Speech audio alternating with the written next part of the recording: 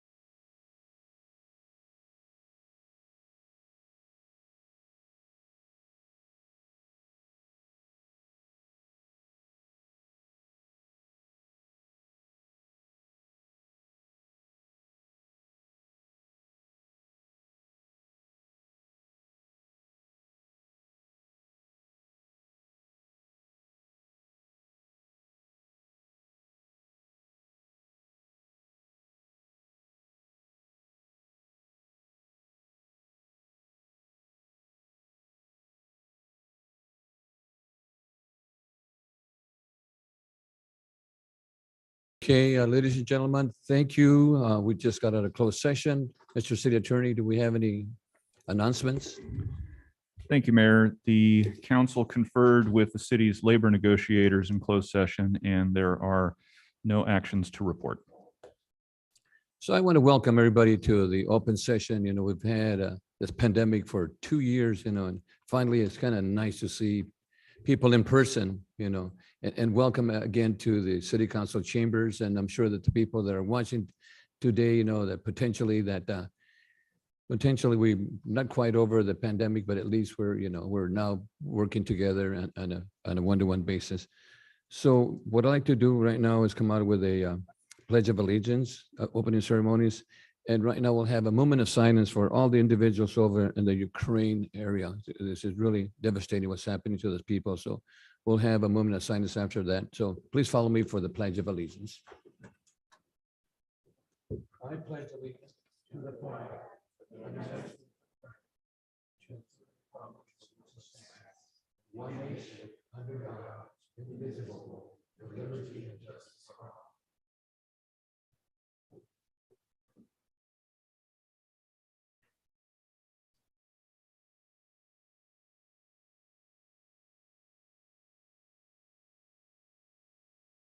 Thank you so much.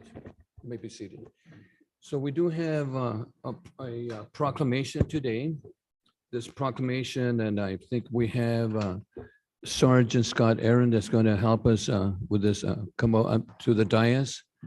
Sergeant Scott Aaron, and also we have Claudia Casada and the leaders Mujeres is with us. If you want to join us up here to the dais, we have a proclamation that we'd like to share with you at this time. Leaders Mujeres.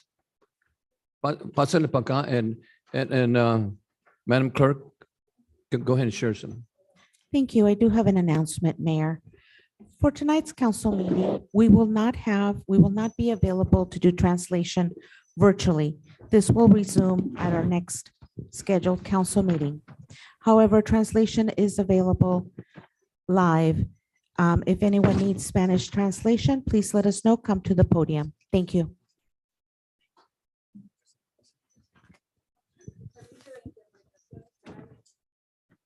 Persona y no en Zoom.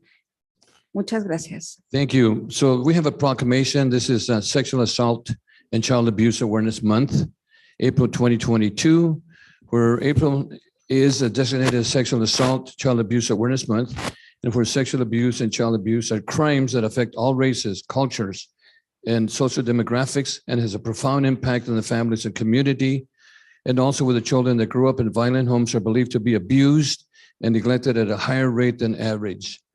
Whereas a coordinated community effort will put a stop to this atrocious crimes, and where Sexual Abuse and Child Abuse Awareness Month provides an excellent opportunity for all residents to learn more about preventing sexual abuse and sexual abuse, has shown support for numerous organizations and individuals to provide critical advocacy and services and assistance to survivors. And whereas the City of Oxnard Police Department, community-based organizations are in a position to provide education, information, and services to assist survivors, and believing that they have a right to feel safe, live free from violence at home in the community. Where we recognize the survivors of abuse whose courage inspires all of us, we recommit to offering helping hand to those in need, and we remind them that they are not alone in this issue. We must continue to stand together alongside advocacy survivors, services providers, law enforcement, and criminal justice system as a whole, offenders accountable for provide care and support to survivors during the darkest moments of their life. Whereas the City of Oxnard Police Department urges all residents to take and stand against sexual assault and abuse by raising awareness about these issues and resources available to survivors and to seek and escape abuse. Whereas we'll continue our efforts to end violence at our homes and schools and communities. Therefore, I, John C. Zaragoza, Mayor of the City of Oxnard, do hereby proclaim April 22nd as Sexual Awareness and Child Abuse Awareness Month in the City of Oxnard, and encourage all residents to participate in the programs and outreach and efforts towards educating and supporting those who are survivors of sexual abuse and child abuse. And I said my hand in consecration of the City of Oxnard to be affixed this April 5th April 2022. And we do have that. Where are we, Mayor Pro Tem? Okay. We do have, let me see. Sergeant Aaron, Yes, sir. here we go. You want to share a couple of words? Absolutely. I'd like to just thank everybody that came out here today. My detectives that work such complex cases and, I'm sorry. Okay. My detectives that work these complex cases, the Family Justice Center victim advocates, Liz and Sally that came out here, and Lisa de Compenseras for coming out here as well on this day. I just also want to make an announcement that we're holding a virtual art contest. We've had submissions from high school students through Oxnard Union High School District, and the 3 finalists are posted on our website. On the Oxnard Police Department Facebook page. So please go visit our page, vote for your favorite, and the winner will end up getting a $500 scholarship from the Oxnard Peace Officers Association, as well as their artwork displayed in our lobby. Thank you so much. Thank you. Claudia, ¿es en español? ¿Cuál, Claudia? Oh, I'm sorry. ¿Quieres decir una cosa? Por favor. Thank you for being here. I'm gonna share our mission. La misión de Líderes Campesinas es fortalecer el liderazgo de campesinas para que ellas sean el puente que logren los cambios sociales, económicos y políticos que aseguren sus derechos humanos. Gracias. Muchas gracias. Y gracias por su trabajo. Thank him so much. Las mujeres has done a really, really good job for the community. ¿Quieren además decir otra cosa, por favor? Mi nombre es Irene Gómez y yo soy la alternante de Líderes Campesinas. Seguimos en la lucha en contra del acoso sexual en general. Lourdes, do you want to share? Where's Lourdes? You want to share? I'm the alternate of Líderes Campesinas, and we want to just tell you that we are against sexual harassment in general. Okay, muchas gracias. Thank you so much for being here tonight. You know, this is really, really important. And I want to thank the Oxnard PD for the good job they do with the community. And thank you again to all the survivors and people that are doing good to protect our children and our families. Thank you so much. Muchas gracias.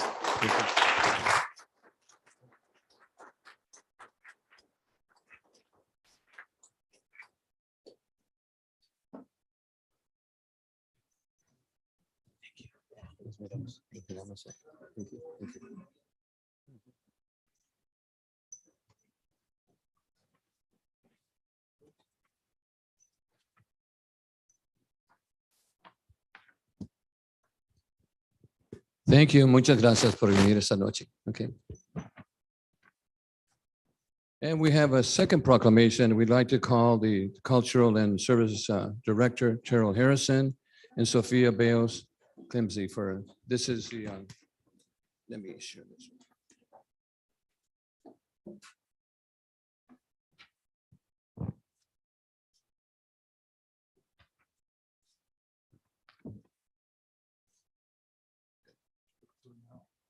Well, hold on to it. Yeah, hold on to it.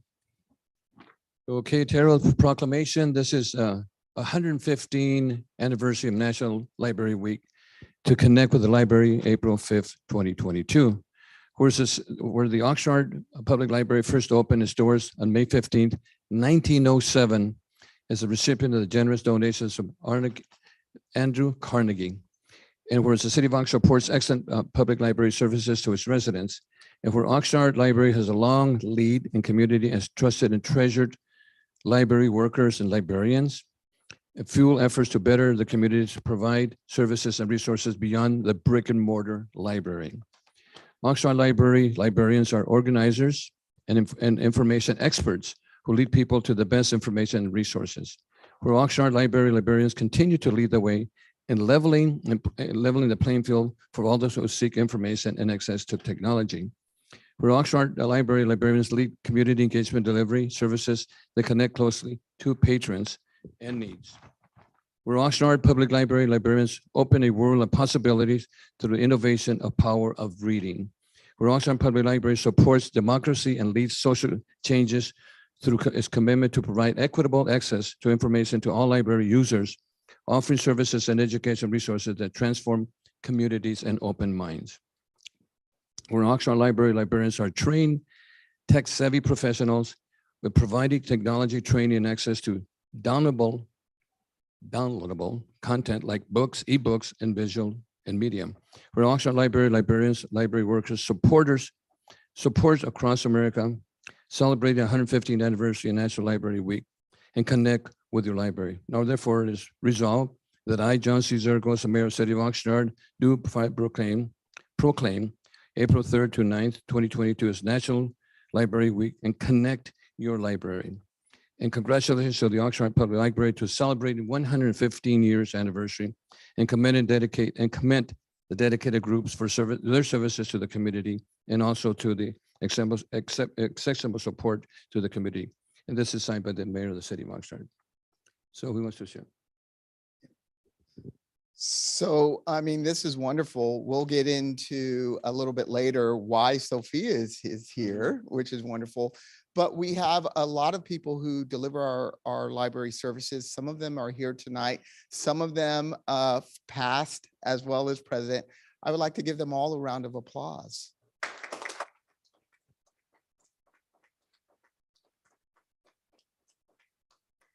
And then I would also like to thank council management for recognizing the hard work that all of our folks who deliver our library services do on a constant basis. And I'm glad that said inside as well as outside the walls of the library services. So thank you. Thank you. Thank you. You want to share something? Well, I'm the retired city librarian, so I got to retire a few weeks ago, but this is an honor that we've had a library in the city of Oxnard for 115 years. We've been the longest standing library in the county, and we serve a wonderful population, and every year the library adds more and more access for people so that they have the ability from home to access information, which is wonderful. So this week, and I believe through the whole month, there's going to be celebrations just celebrating the 115-year anniversary. So do connect with your library in some way this month. Thank you, Sophia. I know we shared that it was started by the Carnegie building. I remember over at the Carnegie Library down by 5th Street. I used to go to the library there. That was 200 years ago. Thank you so much. Appreciate it very much. Thank you, Charles. Thank you. Thank you. Thank you so much. All right. Thank you. But you better stay Yes. because we have another accommodation here. And this is a resolution of the City of Council, City of Oxnard, commending Sophia Bellows Kimsley for 32 years of exemplary service to the City of Oxnard. You in the library, no, you're retiring. Whereas Sophia Kimsley has given 32 years of exemplary service as an employee to the City of Oxnard, where Mrs. Kimsley began her career with the City of Oxnard Public Library and Cultural Community Service Department in 1989, and thereafter promoted to library service supervisor, and finally becoming a city librarian, accepting these positions of increasing responsibility, where Mrs. Kimsley became the first Latina librarian to the City of Oxnard, skilled in leadership, municipal management, public libraries. She managed programs and services, supervised and evaluated professionals, technical staff, paraprofessionals, and volunteers. Whereas Mrs. Bellows Kimsley dedicated her career to serving the community, earning a reputation of being a diligent, dedicated, and responsible employee by her coworkers and patrons. Whereas in the city librarian, she was responsible for operation of the Oxnard library system and overseeing a $4.5 million payroll and over 33 full-time staff. Now therefore, the City Council, City of Oxnard, does hereby resolve and and recognize and extend its gratitude to Sophia Bellows Kimsley for 32 years of service, exemplary service to the City of Oxnard, and extends the best wishes in your retirement. And this is again by the mayor, the City of Oxnard, and all the council members. Thank you. Congratulations for 32 years. Would you like to share something about Sophia before? Yes. So, And we do have something. yes, so it's been wonderful actually working with Sophia for so many years. She started as the mayor said, in 1989. She must have been 10 years old, right? Come on, that's not a joke. She looks great. So everybody applaud because she looks great. All righty. But the thing is, she's so dedicated to the library. Sophia believes that the library is a place for education, discovery, and learning for many of people. And one of the things that I would like to share with you just recently, just to show you, it's not, she's delivering services in the library, but it's also a dedication to the community. During the most recent pandemic, Sophia was at College Park, handing out food, serving. At one time, we had over 2,000 community members actually just to receive food.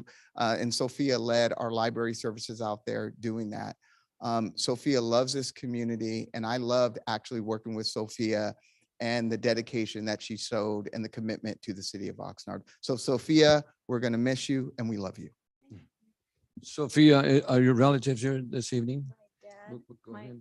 my father and my husband and my son. You can stand up. Stand up. Come on. There they are.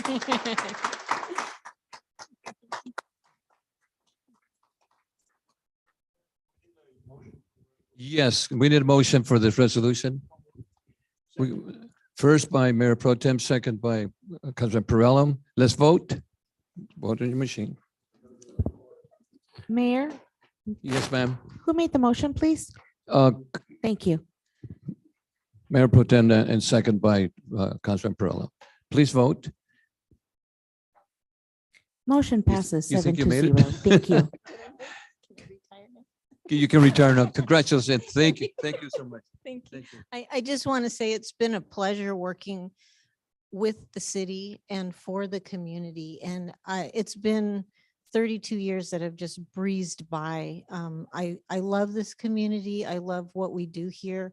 I love the ability to really be in the homes of every one of our community members on a daily basis. And the library is just a great place to work. And I just throughout the whole city, we have just fabulous staff everywhere. So I just thank you so much for honoring me. I feel like it's been an honor to work here. Thank you. Thank you, Zanana. Put your hands together for Sophia. Thank you so much. Thank you, Mira. Okay.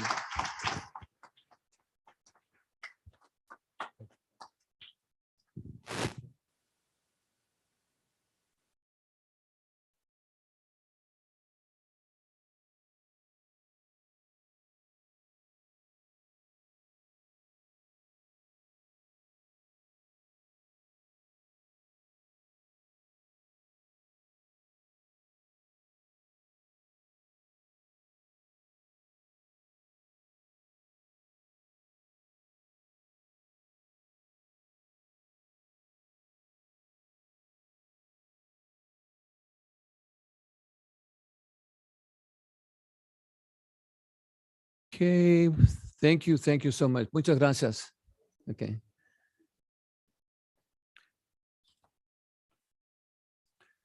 Our next item on the agenda is public comments not on the agenda. And I understand that we have a couple of speakers, Madam Clerk. Mayor. And let me see. Mayor, Mr. Sapien, who was registered to speak virtually for public comments on items not on the agenda, is not available at this time. Okay, so then we have here local is Casey Quinn. Is he here? Casey Quinn. Hello, City of Oxnard representatives. Thank you for your services. My name is Casey. This is my 10-year-old daughter, Kayla. We are members of Seaside Oxnard Girls Fast Pitch Softball, and we regularly practice and play our games at Oxnard Community Park West. I'm here today to tell you, as a concerned father and as a field crew member of Seaside, I am very disappointed, upset, let down, and angry by the City of Oxnard. I have been a field crew member just as long as my daughter has been playing softball. I just can't believe how the city has treated the fields as in not maintaining them. Gopher holes everywhere, grass growing in the infield, the home plate not flush with the dirt, which by the way could cause a girl a broken ankle if she slides. There's homeless everywhere, defecating next to trees and bleachers and outside the restrooms. There's people doing drugs in the bathroom and in the back of the fields. I have found a hypodermic needle before. There are people selling drugs in the parking lot. There are weirdos on drugs standing in front of the girls' bathroom. One time, even a guy had a knife and the police were called. There's people showering in the bathroom. We constantly have to call the cops. As a matter of fact, just a few days ago, I was threatened by an old lady while shutting down the fields at night. And as a matter of fact, today, I had to yell at a guy trying to jump through the woman's bathroom to go to the bathroom. And he almost wanted to pick a fight with me. The bathroom smelled badly of urine. And during the COVID pandemic, people broke into the snack bar and stole expensive, valuable supplies. There's graffiti everywhere all the time, people smoking next to the girls while they're practicing, and on and on and on. But I guess one of my questions to the council is, how would you feel if an innocent little girl accidentally got poked by a hypodermic needle? Or a woman gets attacked in the bathroom, or a kid breaks an ankle from a gopher hole? What is it going to take for Oxnard to provide a clean, safe, beautiful gated softball park for the community to enjoy together? Oxnard has the worst softball fields I have ever seen. Every other city that we have played has beautiful parks that are well maintained and clean and safe. These little girls, what have these little girls done to Oxnard to deserve such horrible conditions? As a city, I would expect better, especially since we are an ocean community full of beauty around us. And most importantly, these beautiful young athletic girls deserve a hell of a lot more than what they're receiving now. These softball girls are representing Oxnard across the state and sometimes even across the western states. Last year, she and many other girls took second place at state champs. So when you people run your campaigns to get elected in these positions, I'm sure you make a lot of promises to the community that you hold and don't hold. You get voted in and you can also get voted out. My last final question is, what is the city of Oxnard going to do about this before something terrible happens? We deserve better. This is my daughter, and if this is how my daughter and I are going to be treated by the city for the remainder of her softball career, then I will take the taxes that I pay and move to Ventura. Thank you for allowing me to speak. Thank you, Casey. And we do have, no clapping, please. Casey, we do have staff that can, you can share some more information with them, give me additional information. Thank you for sharing. I appreciate that. Thank you, sir. And congratulations, young lady, for the championship. Thank you. Excuse me, Mayor. We have one virtual public speaker on the line. Okay, let's go ahead. Mhm.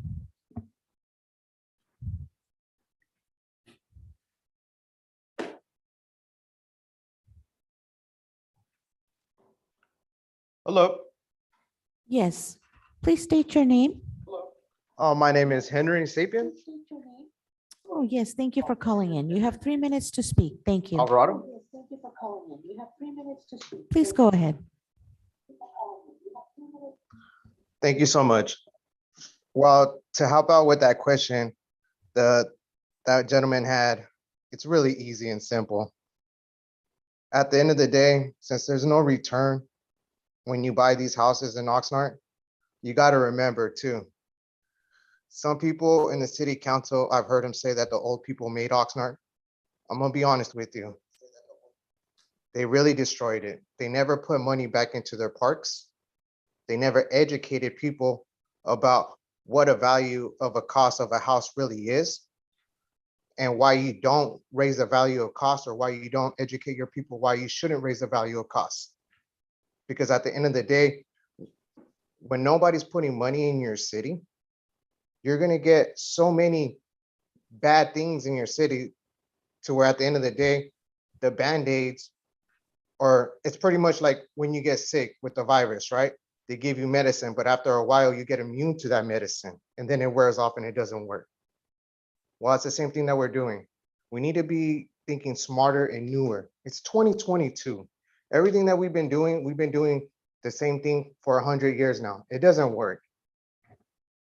So at the end of the day, the most smartest thing what we need to do is educate our people, letting them know, do not sell your house over 300,000. Sell inside your own home, inside your own family. Keep it in-house. Because at the end of the day, the houses in Mandalay Bay went up a couple $1 million. The houses in Oxnard went up a couple $100,000. So at the end of the day, you got to think and realize, all right, where are our city council members really siding at? Because right now they're raising rent for 5%. Our own mayor, right, in the center of Oxnard. So at the end of the day, we got to really think about what are we really doing for our city? Is anybody putting money in our city? I mean, think about it. If everybody would put at least $20 into the city of Oxnard, wow, amazing. But at the end of the day, when something's not worth value, and then the value for the amount is not returned, then you're gonna get a depleted city like Los Angeles in the Bay Area. You know, at the end of the day, transits or people that are not in the right mind, you know, you gotta remember, they either need houses or they need to be right in the right situation. And at the end of the day, it's sad to know that there's people that are far beyond their lifeline right now, right? Maybe 50, 60, 70, 80, 90, whatever the case may be. There might be just two of them or one of them in a big old house with like 3 or 4 rooms. Basically, Oxnard needs to 20 stop building seconds. jails. I call jails apartments and studios because those are not future for no kids. They do not see a front or backyard. At the end of the day, what I would do is I would educate my people, let them know that at the end of the day, if there's not a return in the city, then we need to make sure there is a return in the city. Because like he said, all these parks look the same. Thank you so much. Thank you. Okay, speaker here in the audience, our next speaker is Eddie Soto. Eddie Soto. Eddie.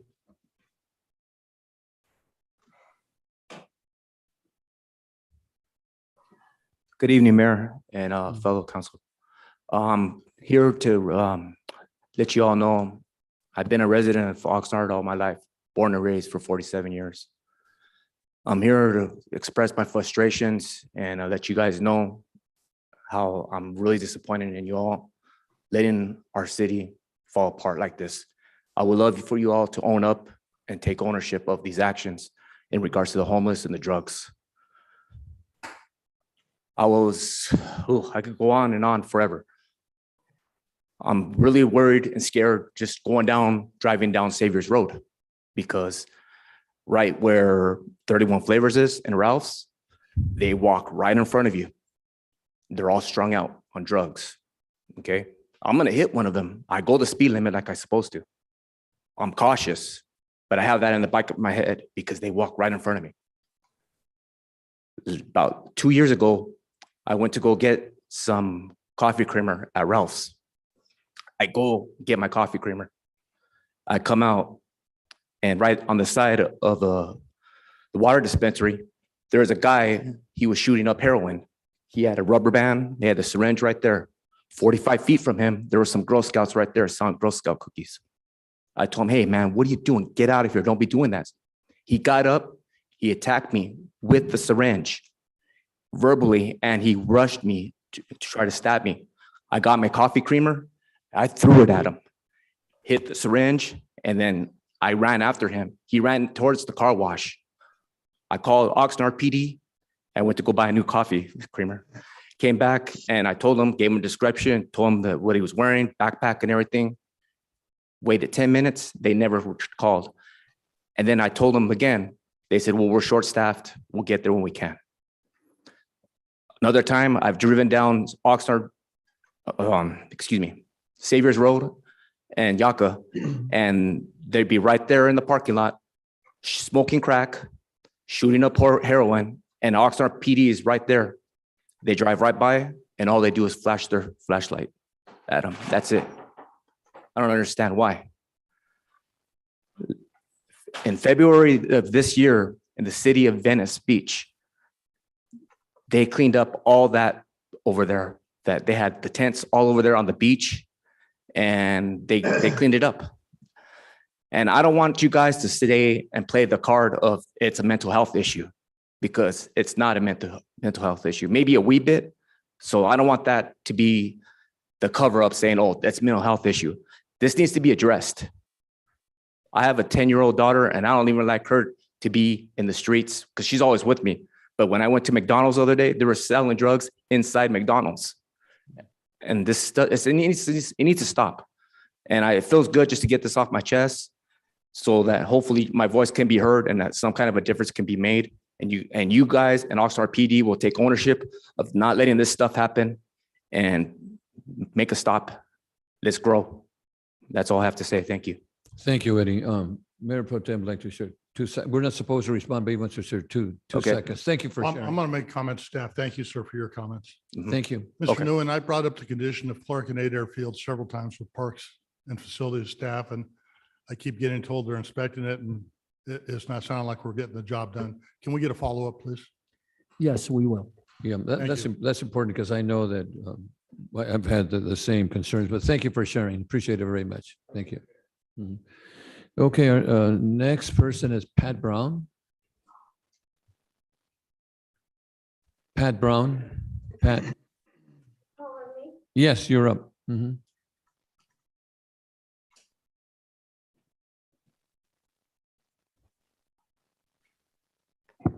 It's just as bad as if I was home trying to watch this on TV. Most of the time, you can't hear anything. And I have a Marantz stereo system hooked up to the TV. And I have to turn it way up just for this meeting. And then I have to immediately turn it way down or it'll just blast. You could hear it a block away otherwise. So you guys are not speaking into the mic. I haven't heard hardly anything tonight. I hear a word here and there, and that's it. There's only been a couple of people who've been speaking into the mic, like the fellow behind that was just here. I could hear that through the mic, but you're not using the mic. And you haven't been for the last year and a half or so since all of this has been going on. And so if people don't get it, you know why, okay? But what I'm here for right now is we have a terrible homeless problem. I know they've got one too, but we've got one in our mobile home park. The fence along the alleyway on the north side of Driffle is concrete block, and they keep trying to climb over it and tearing it down. And then we put up new concrete block, and then they tear that down. I mean, it's constant. It is constant. And this has been going on for the last, I'd say 5 or 6 years at least. I've been there since 1993. When I moved in, there was a short block wall about the height of this table here. I could step over it. And this was before we got the regular trash like we have now. Everybody had to buy their own trash can and take care of it. And I would be out in front of my place and I would see people stepping over this block wall in the middle of the day with their trash bags going through everybody's trash cans. Now, that was the beginning of it, and that was in the mid 1990s. But we've been having a problem all the time, and they like to sleep in the alleyways and then leave their remains, whatever they've been doing or haven't. And so somebody needs to go through both alleyways, both the one from Woolley Road up to Driffle and the one from Driffle on up to, it would be 7th Street. Somebody needs to go through those alleyways and clean them up on a regular basis. I would say every 2 or 3 days. Thank you. It's Pat. just terrible. And this has been going on for years. The manager has been contacting the police department. She's had them come out. We've talked to them. We've done all we can. Thank you, Pat. Appreciate that. And they're very, very upset. And because I'm the neighborhood chair, besides living in the park, they expect me to come up with something. So please help me out. Thank you. Staff has listened to you. Thank you so much for sharing. Thank you. Madam Clerk, I don't have any other speakers on this item. And the 3 minutes are up. That's correct, Mayor. We do not have any additional public speakers. Thank you. And thank you for sharing and appreciate it very much. And Casey, thank you. Thank you. Okay, our next item is item G, and this is a report of the city manager. Mr. City Manager. Yes, I have 2 very brief updates, but I do need to ask Diego to put up the quick slides.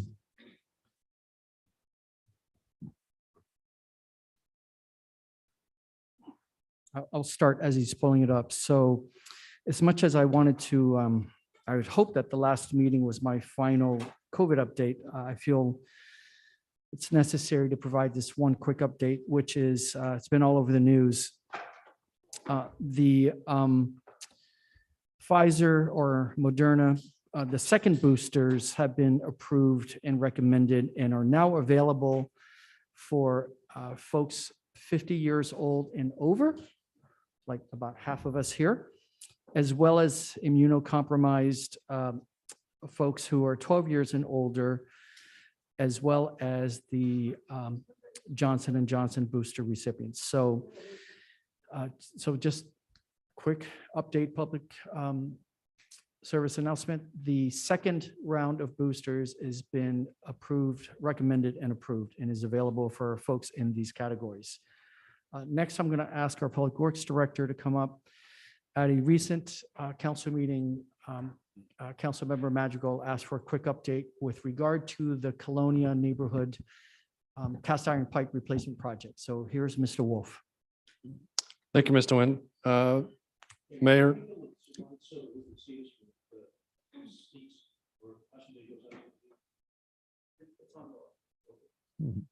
Good evening, Mayor, Mayor Pro Tem, members of the council, Michael Wolf, Director of Public Works. What you're seeing on the slide right there is the La Colonia cast iron pipe replacement project. Unfortunately, this project's run into a little bit of delay. It was supposed to be finished a couple of months ago. Recent discussions with the contractor indicates they'll be finishing this month. That's their schedule. So we anticipate by the end of this month, them finishing up with the underlying underground pipe replacement project. And if you would go to the next slide, please. What's being held up is the pavement project that happens thereafter. So once the underground pipe contractor is finished, a couple weeks later, we'll issue the task order to start the pavement resurfacing project here, which is encompassing the same area. Clockwise, the streets are Camino del Sol, Rose, and Third, and Oxnard Boulevard. So that's the boundaries of that area. So Michael, the Camino del Sol is going to be repaved from Oxnard Boulevard to Rose, or? No, so the area in, No. I guess that's going to be pink for most folks, Okay. is the area that is being addressed with the underground pipe replacement and the subsequent paving. The lines that are in red represent the streets that are going to get paved. The lines that are in blue represent the alleyways that are going to get resurfaced. Okay, okay. Mhm. So we do anticipate them starting in mid-May. Again, that's contingent upon the underground contractor finishing their work.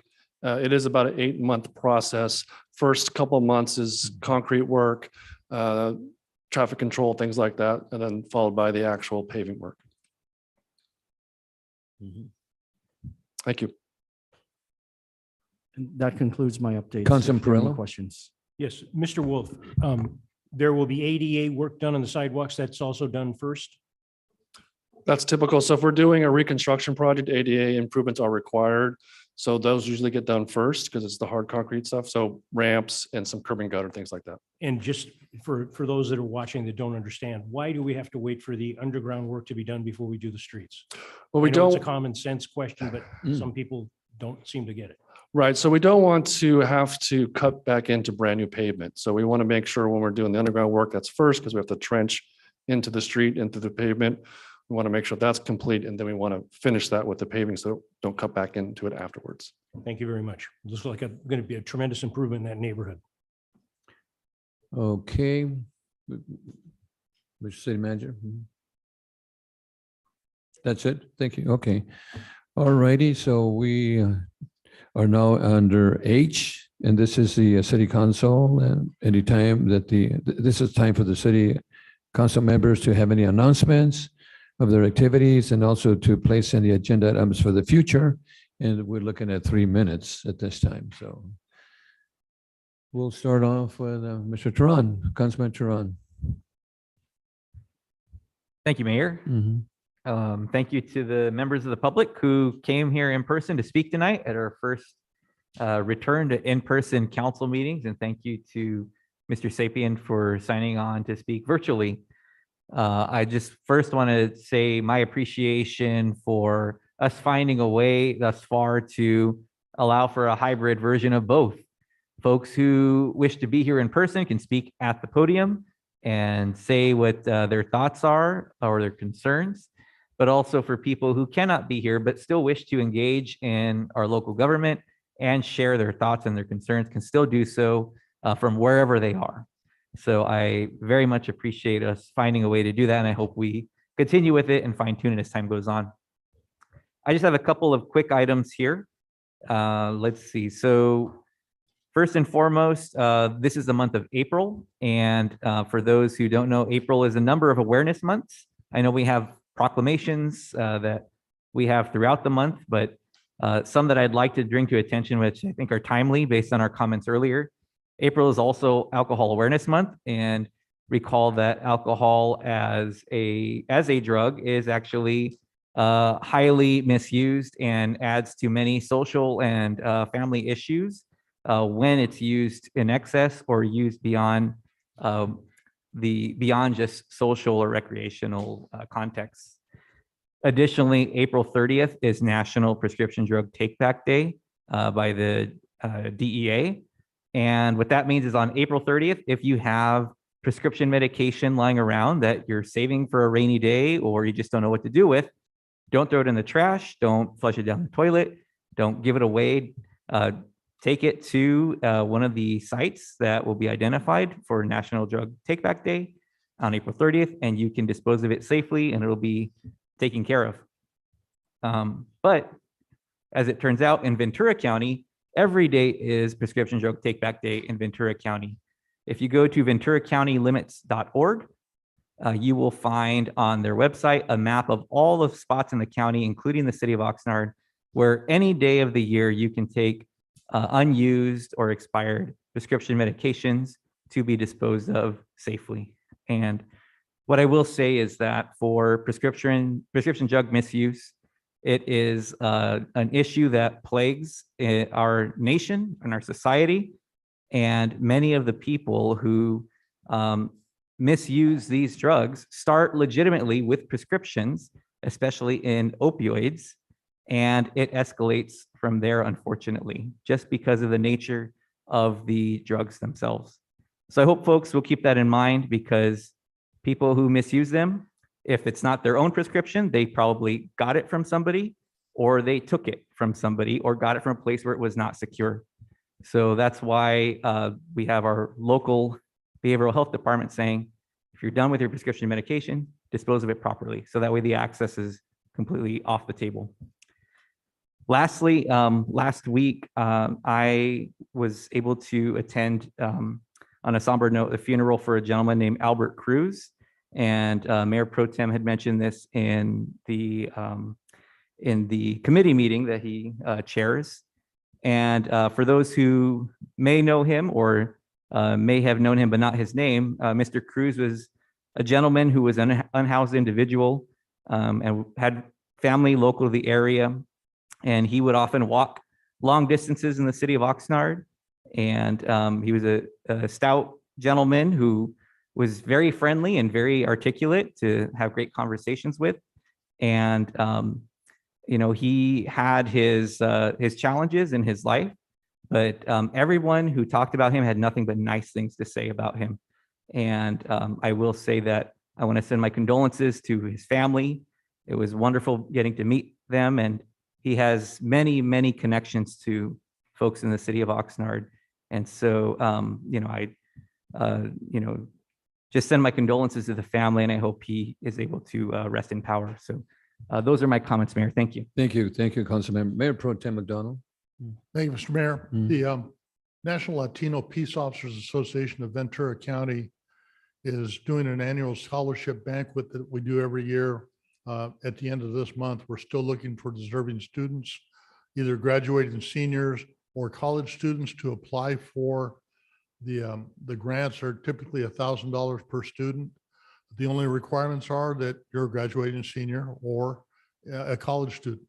So go online, do a Google search for NLPOA VC, go to their website. You can do the entire application online, and please try and use this money as much as you can because we want it to go back to the community. So thank you, Mr. Mayor. Thank you. Councilman Madrigal.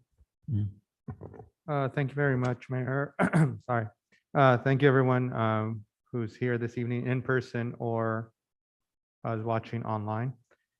Over the last week, many things have gone on, running back and forth, keeping busy. One of the things on my commute from work, I do happen to drive through the cities of Thousand Oaks and Camarillo to get back here. And one of the things from the last council meeting that I really took into consideration, which I never really did, was actually looking at the fire hydrants and the red curbs in other cities. Camarillo and Thousand Oaks do not paint their curbs. Actually, in neighborhoods, there are cars parked right next to a fire hydrant. So it's something that I was kind of very interested by, just something I never looked at, but decided to look at this week. Overall, this month is also Autism Awareness Month. I know they have the Ought to Run fundraiser this month. It's a great way to raise funds for a particular cause. And that's about it. Thank you very much, Mayor. Thank you so much, Councilman Pessoa. Councilwoman Pessoa. Thank you, Mayor. I actually just want to, I got a comment over the weekend in regards to the way the College Park soccer fields are being maintained. We had a guest out of town and they mentioned how beautiful the fields looked. And they actually said, oh, can you contact your Public Works Department and see what they use on the grass? So it was really nice to hear that somebody from out of town actually praised the way that the fields are being maintained. So I just want to thank staff for all they do. Thank you, Mayor. Thank you, Councilman Perrella. Thank you, Mayor. First off, I'd like to thank the public that showed up. The public speakers that spoke on items not on the agenda, but specifically Ms. Brown. It's been a long time since I've seen you, Ms. Brown, here. I'm glad to see you here. And I am speaking into the microphone. With the individuals that spoke with respect to the ballparks, I have volunteered to help at times with neighborhood pride. And there are things that are brought up with respect to the weeds and Public Works working on them. And I have no doubt that the Public Works is doing what they can. But the story that has been given, and I believe it's a factual story, is they're taking care of the ball fields.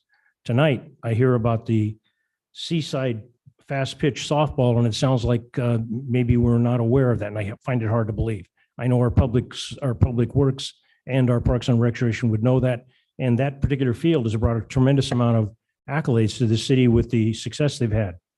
I would also like to share that, I appreciate that a fellow council member looked into the cities of Camarillo and Thousand Oaks about the red curb. Personally, I don't give a darn what Camarillo and Thousand Oaks do. If there's supposed to be a red curb and there's supposed to be enforcement, apparently they don't even enforce it in the areas that he mentioned. And I appreciate Councilman Madrigal bringing that to my attention, but I think it needs to be enforced, because if it isn't, we end up with questions that have been asked at public comment tonight, such as when do we enforce drug sales, drug use, or anything else that goes along with that. This is not a disparaging comment to the police department. They are busting their tails to take care of the city. But when a broken window example is used in years past, if you let it go, things get worse. I believe we've had some examples tonight where if they are in fact accurate, they are getting worse. On that note, I had the opportunity to travel over the weekend to various areas, and I have an affinity for South Winds neighborhood, because a gentleman named Ventura Fernandez used to be the chair, and he helped the South Bank neighborhood when there was a serious health issue. So I go down the same alley and I see the same things going on. I know that Public Works is working their tail off to take care of that. But in fairness, I needed to go in other areas. So I went down in back of the old St. John's Hospital in the alley, and the amount of mattresses, sofas, and et cetera that is there on a 2-block period section, I find it hard to believe that the people that work the trucks don't see this. And I hope that we can address that, because I also had the issue and the opportunity to go through my neighborhood, and not worried or picking on other districts, Colonia and Rose Park, 2 in particular. You can check my 311 emails. They're public, every one of them. And you can double check to see what's called in. And we know that we have 311 people taking care of that. But unless we do something different to enforce the fact that we catch somebody doing something, I don't believe it's going to get better. And the homeless condition that the gentleman mentioned with respect to mental health, I'm a believer that there is a tremendous amount of issue with the mental health. But the examples that he used of drugs, they cannot go unnoticed. And the simple fact that we had people recently over the weekend arrested in a grow facility on South Oxnard Boulevard, and they're charged with a misdemeanor and released from jail, there's something wrong with the system. I'm not a redneck right winger, but there's something wrong with the system if people get away with that kind of stuff. Mayor, thank you. Thank you. Councilwoman Lopez. Thank you, Mayor. Since we just had a meeting a week ago, didn't have much to report, but definitely want to welcome our public and some of our very popular participants, such as Ms. Brown. It's nice to see everyone. Thank you for being here. Thank you. Thank you. And I'd like to share, I had this last week, had the opportunity to attend, the Cesar Chavez birthday event at Plaza Park. And I just want to thank Javier Gomez, from In La Catch for the excellent work that he did. And we had quite a few people there from the county, they have from social, from mental health and so forth that really, really helped us out tremendously. I just want to thank him for that event that was very, very successful. And also today I had the opportunity to attend the Oxnard Police Department's oath of office and pinning of badges. We had 8 new police officers come on board today, which joined the department, and that's going to help us with a lot of individual items that we have and a lot of concerns that we have here with drugs and other issues that we have. So I want to thank Chief Benitez for an excellent job that he's doing for the city of Oxnard. And lastly, also want to continue to thank our city employees for the excellent job that they're doing. And as the gentleman mentioned, Casey mentioned about our parks, this is a phase approach. We're not there yet. If we are not at your park, if we're not at your medium or your neighborhood, we're going to get there. We really, it's just, we're just talking to city manager. We've worked I think the last 8 months, and I'm personally getting a lot of kudos, getting a lot of thank yous for the way the city's looking, how we've cleaned up the city. And yes, we have a lot of work to do. And yes, we have a lot of work to do with our homeless. We have a lot of work to do with the people that are committing drugs and et cetera in the city. But we are really, this is a phased approach, and we just started working on this and the priorities that we have here for the city of Oxnard. There's 5 priorities that we put together. And I just want to commend our staff, our city employees for doing an excellent job. And I think the council member Burrell mentioned something important. City employees, if you see a mattress, if you see something, a plastic bag or whatever on the street, pick it up. Don't call 311. Put it in the back of your pickup. And then that'll help us tremendously. In fact, I think those are kind of things that we need to do. But again, I want to thank our employees from the city of Oxnard, and I want to thank Pat. Pat, I haven't seen you for a long, long time, and you haven't aged at all. Thank you. You can't hear me. Can people hear me? Raise your hand if you can hear me. Oh. Well, no. So we have 99% of people that can hear me, but Pat, hello, Pat, can you hear me now? Thank you. Thank you so much. Okay. Our next item is items not in the agenda, consent items, excuse me. And we have consent items 1 to 5. And we have some speakers on the consent item at this time. And before we continue consent items, I have about 3 speakers that like to speak on this item. And we're going to start off with right here with, we have in person Bradley Shoemate, excuse me, Bradley. And I think you want to talk about K4. So River Park, M4, and yes. Good evening. My name is Brady Shoemake, like Tom Brady. How do you pronounce your name? I'm sorry. I know. I'm just to clarify the record. Thank you. Good evening. Thank you for listening to me. Yeah, it would help. So my name is Brady. I'm a 50-year resident of Ventura County, West Ventura County. I moved to River Park in 2010 and right after the housing crisis. First thing I noticed in moving to River Park was the Serenade Apartments, their parking debacle they had there. Most of the residents had to park in the Target parking lot or the state compensation parking lot on Ventura Road. So in 2011, work began on the Tempo Apartments, which is across, Oxnard Boulevard, pardon me, from Serenade. When I was frequenting the area during my evening walks, I noticed the building and spoke to a lifelong friend of mine who at that time was a planner for the city of Oxnard. And he assured me that they had corrected the parking issue that Serenade had with Tempo. And the correction was single tandem garages, which, as everyone knows, does not work. And that became evident once the apartments were built. In 2012, I found out that the levee was not built properly. The levee was not built according to specs, was uncertified, and 10 years later, it still remains uncertified and is a flood threat. Anybody that's lived back east and lived near levees knows the consequences of not having a levee built correctly. This is a big problem. And what surprised me was Oxnard continued to build the Rio School, STEAM School right next to the levee, authorized more homes to continue to be built, while the developers, Shea Homes including, told us that it was all up to par. Unfortunately, that wasn't the case. I met the Ventura County Flood Control District Head back in about 2014.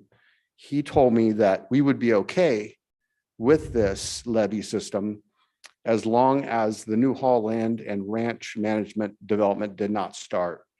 It has begun. They're building homes now. And his definition of that was that the runoff from those thousands of homes being built out there, which I think are in the upwards of 25 to 30,000 home range, will cause severe runoff to Santa Clara River, which will translate to our levee not holding up. So my question is to the city, who's going to pay for the flood damage if residents do not have flood insurance? In addition to that, the parking and the collection has been a disaster once the collection ramped up and started getting a lot of their vacancies filled.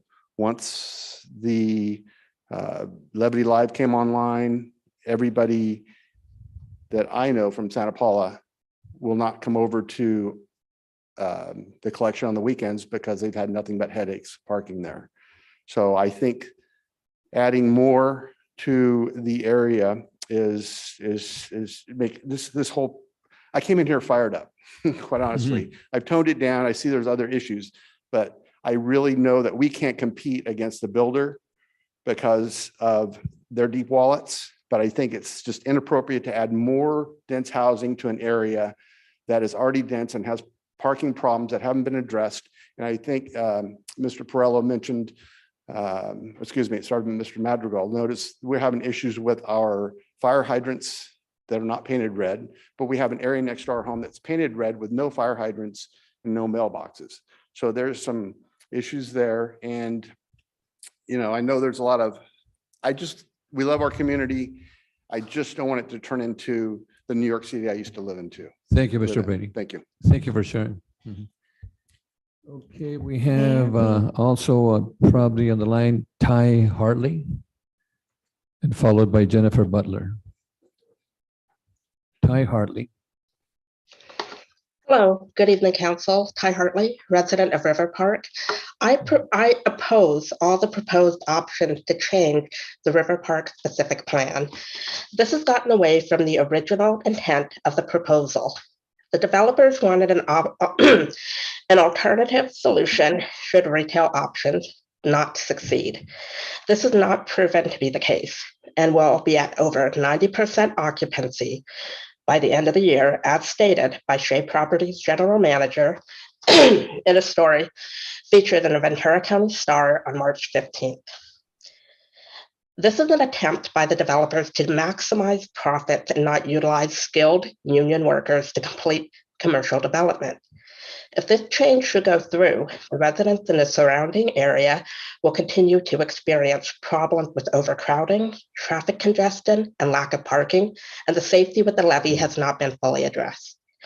I'm asking that the proposed changes be rejected and can be revisited in the future should retail business consistently decline. Thank you. Thank you. Our next speaker is Jennifer Butler.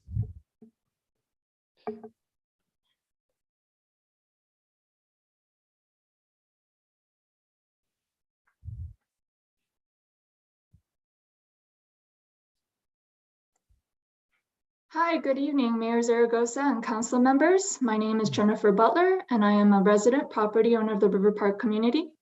On April 4th, myself and several property owners in the community submitted a comment letter to your council for consideration. The comment letter, as summarized, supports staff recommendation action, option number 1, to allow residential development in districts B, C, and D in River Park specific plan, totaling a maximum of 1,025 units, but with the following 3 conditions. Just to quickly summarize, the first condition is to reduce the maximum allowable density from 80 dwelling units per acre to 53. This is to ensure that the projects on the rezoned sites result in the 1,025 units, even after utilizing state housing provisions such as density bonus and SB 35 by right ministerial approvals. The second condition is to deny some of the development agreement fee reductions, specifically the traffic, growth, and mobility fees. This is to ensure that the city is collecting sufficient funds to accommodate the growth impacts related to traffic, which is the biggest concern that was expressed by our community members. Also, to increase the affordability requirements to allow for community workers such as teachers, police officers, and military personnel to be able to afford to live in our community.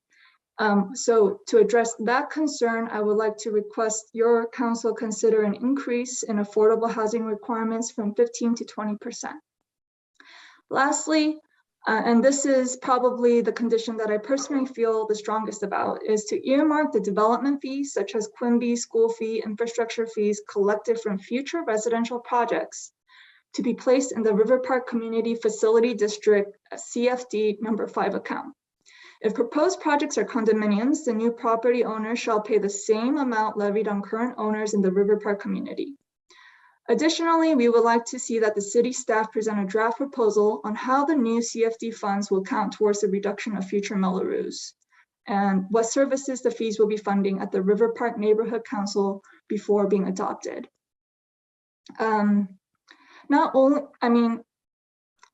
I believe that by putting these fees within the CFD, this is a sure way to reinvest those fees within River Park and not spread it out throughout the city.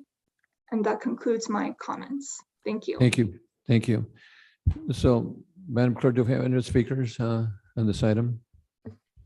We do not have any additional speakers. Thank you, Mayor. Okay, council members, we have 5 items, and I know that Councilmember Tehran would like to speak at this time. So, go ahead. Thank you, Mayor. Mm-hmm. Thank you to the speakers. I wanted to request that we take item K4 as a separate vote for the rest of the info consent agenda. Okay, do we have a second on that? Second by Councilman Basua. And then we're going to vote on all except K4. Okay. Item 3. Okay, go ahead on item 3 before.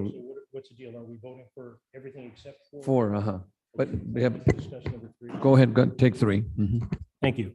Mhm. Thank you, Mayor. Mhm. On item number 3, the very first step, it's Public Works Urban Greening Program Grant Application Resolution. There have been a lot of discussion in the neighborhoods with respect to this because of the campus park proximity to Wilson neighborhood and the Parks and Recreation Board and the people that have been involved. The very first of the 2 items, it says adopt a resolution ratifying approval of a submittal of an application for an amount not to exceed $7 million in urban greening program grant funding for the Campus Park Central Oxnard Greening Project. I have only one question. The $7 million, has it been earmarked where it is to be spent? Michael, our Public Works Director, who's going to answer that? Okay, I'm sorry. We have Mr. Steve. Yes, thank you. So as part of the grant process, Honorable Mayor and City Council members, at the time the staff report was drafted, we were still working on the project. Currently, Campus Park is in 2 phases. The current one is being processed by MIG, and then phase 2 remained unfunded. And so for this, when we looked at the grant and the opportunities, especially going for disadvantaged communities and the opportunity to support clean air and clean water initiatives, the state is looking for projects that would be in this type of situation where this project is already moving forward and has an unfunded second phase. And so the amount of money that was actually submitted for this grant was $4.4 million. And that, if that grant was awarded, then that would complete the entire Campus Park project. Mr. Mayor, if I may, there's also Go an ahead. exhibit in the staff report that shows the specifics of the phase 2. Okay, so I just want to be clear though, council member, your question is the money designated to be used at Campus Park or anywhere else? the money is designated to be used at Campus Park according to what we're voting on. Yes. Correct. The second part of the question, the individual items the money is to be spent on, is that still in flux? Because it sounds like it's not set in concrete yet. And if it is, then these people that are asking and lobbying and lobbying and lobbying, they still have a seat at the table, or is that horse has left the barn? So, I'm sorry, Go ahead. please. I think there's actually a couple of questions there. So we are still obviously finishing up the outreach for the Campus Park. So that's been through a couple of processes and will be coming to council at a later date after we go through the Airport Commission. So that'll set the entire master plan for that park. And in that master plan are certain amenities that are listed in the 2 exhibits, phase 1 and phase 2. So those are what was being proposed for phase 2 as part of the funding that's being requested from the state. So the uncertainty is not that we don't know what the amenities are, it's just how many benches and what kind of shrubs. I mean, those are the uncertainties that still need to be figured out through a design process, if that's your question. Okay, thank you. And that addresses it, but it opened up one more. You mentioned it's going to go to the Airport Authority of Ventura County. Actually, maybe And Mr. the Howard? reason, and the only reason I ask, if it is, just need to say I'm on the Airport Authority. I serve with another member of the council who is the chair of the Oxnard Airport Authority. So we just need a heads up if it's going that way. No, I can appreciate that, Councilmember, but I believe it either has gone or will go to the airport land. I call it the Airport Land Use Authority. Sorry if I'm not Okay. stating it right. correctly. Yeah. Thank you. Thank you very much. Thank you for answering the question. Thank you. Councilor Tron, other than 4, you want additional questions? Yeah. Okay, Mayor Pro Tem. Thank you, Mr. Mayor. I'm asking if we can do a separate vote on item 3 also, because I have to abstain. And if we do it all in block, I can't do that. You make a motion, I'll second it. Okay, so You make a motion for that, I'll second it. Yes. Okay, I'll second that motion. we'll second the motion. So we'll take the first motion to go ahead and vote on items 1, 2, and 5 at this time. So let's go ahead and vote. 1, 2, and 5. And then we'll vote in a second. Okay. Yes. No, I don't think so. No. No, we still need a motion for 1, 2, and 5. I'll move those. Okay. We're gonna first and a second, first by Mayor Pro Tem and second by Basua. And vote. Okay. Consent items 1, 2, and 5 passed by a vote of 7-0. Okay, and then our next item, we're going to vote on item 3, and Mayor Pro Tem is going to recuse himself from that. So let's vote on item 3. So before you take the vote, Mayor, just for clarification, the recusal is due to the location of the Mayor Pro Yes. Tem's property in relation to the site of the property that's the subject of item K3. Correct. Thank you. Correct. Okay, so let's go ahead and vote on 3. To reset it. First and second, okay. It was first by Perellum and second by, who was first?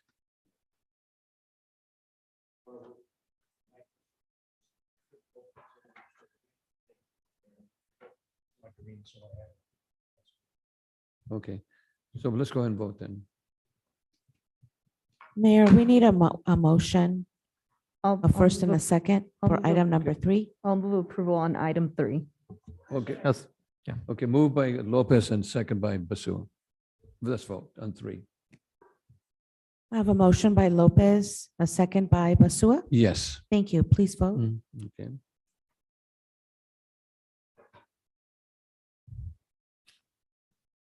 Six yeses and 1 abstained by Mayor Pro Tem McDonald. Thank you. Okay, thank you. Now, Councilor Matron wanted to pull 4. You want to go ahead and, Yes, just for some quick discussion on item K4. Thank you to Mr. Schumate for coming out and speaking in person. Thank you to Ms. Hartley and Ms. Butler for speaking virtually on it. For staff, there were a couple of items that were brought up by the speakers, and I'm just hoping that we can take a moment to address that. I believe some of them were addressed in our extended discussion the previous time this item came before us. I'm just hoping that our planning staff can, yes, our planning staff can talk a little bit about the issue of parking that was brought up. Just summarizing what staff's conversations were with the developer regarding parking and what the solutions are. And then, is there anything else we're planning on here? Oh, the levy, if something could be discussed regarding the levy. And I know our watershed protection district did send a letter the previous time this item came up, and just hoping to hear a little bit more on what that looks like for the levy in regards to the potential development we have in front of us. Keeping in mind, this is a specific plan amendment, not necessarily approval of development. okay, staff? Yes, good evening, council. Kind of to go through the questions that were brought up. Starting with the parking. As we kind of went through the entitlement process, we worked with the applicant team to basically create a design that we felt worked and would address the parking issues that are out there. The speaker brought up tandem parking. So specifically for the proposed development types, the tandem parking is not something that's would be allowed. So all of the parking are the wraparound buildings. So there would be a centrally located parking structure. And so we feel that that would require the more usage of the parking there. So that would help address some of those parking concerns because of the tandem parking that's out there. Also, some of the prior developments were allowed to use the street parking as the required parking as well. So all of the required parking for these product types are required to be within the parking structure. So with that, we don't anticipate there being a parking problem created by these projects. Also, as we mentioned at the last council meeting, the site that is located within the collection would be required to replace that parking. So it wouldn't require a loss of parking within the collection as well. So as we looked at that parking lot area, that's kind of in the north east corner near the movie theaters, that parking would be required to be maintained in compliance with the existing commercial parking standards. As we talk about the levy portion, we did, as with any development in the city, as we go through our plan check process, we do look at floodplain issues. We did take a look at the levy. Actually, 2 of the housing sites located in District C and D are not in the kind of levy floodplain zone. So those sites wouldn't be affected by a levy breach. District B is located within the levy area. And even as we look at the proposed levy improvements, that location would still be within that area. However, again, the project itself will be designed to address that. So usually it requires building above the floodplain so that those residences are not in danger of a flood breach. Thank you. And so just to confirm, it sounds like the parking issues that are existing, it sounds like they've been considered, and looking at what we have before us, what's been placed as an obligation or an expectation of the proposed development.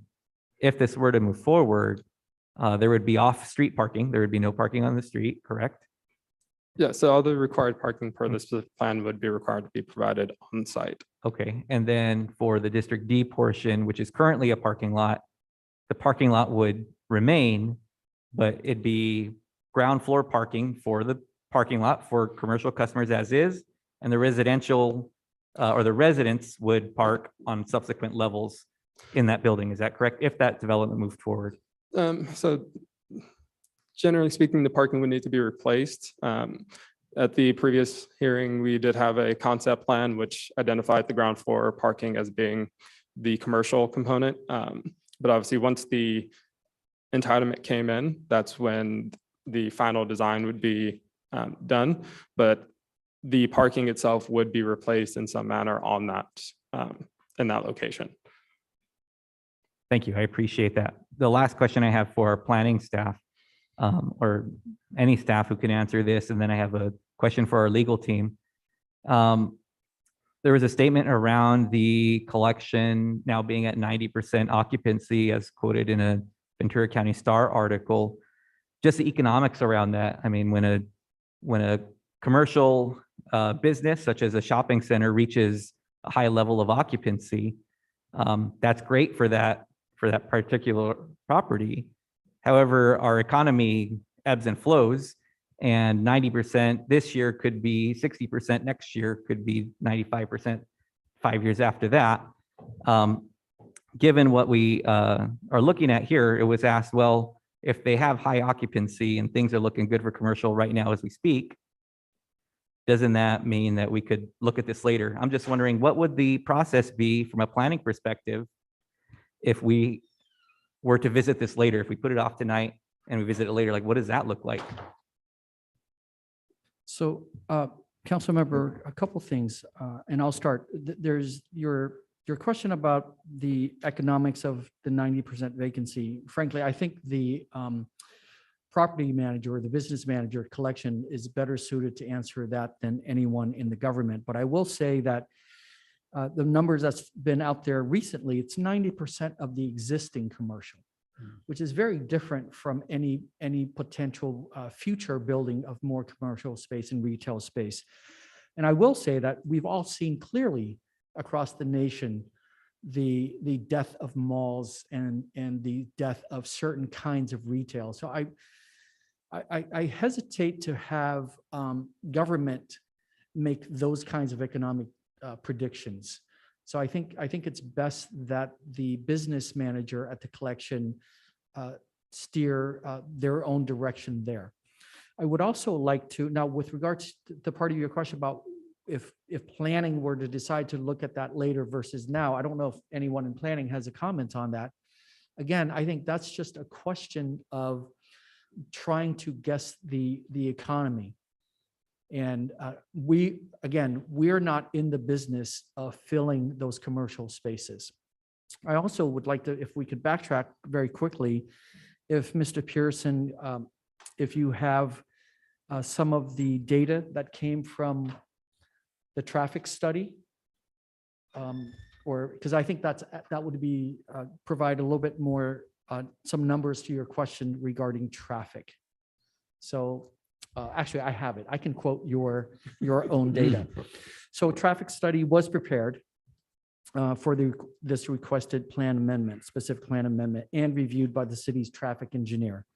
So the study concluded that the future build out with the additional residential units, the 1,025, instead of the additional commercial development of 562,000 square feet, So again, so that's the 1,025 units of residential instead of 562,000 square feet of commercial would actually generate 9,300 less average daily trips, or a reduction of 11.3%, and 762 less PM trips, or about a 9.8% reduction.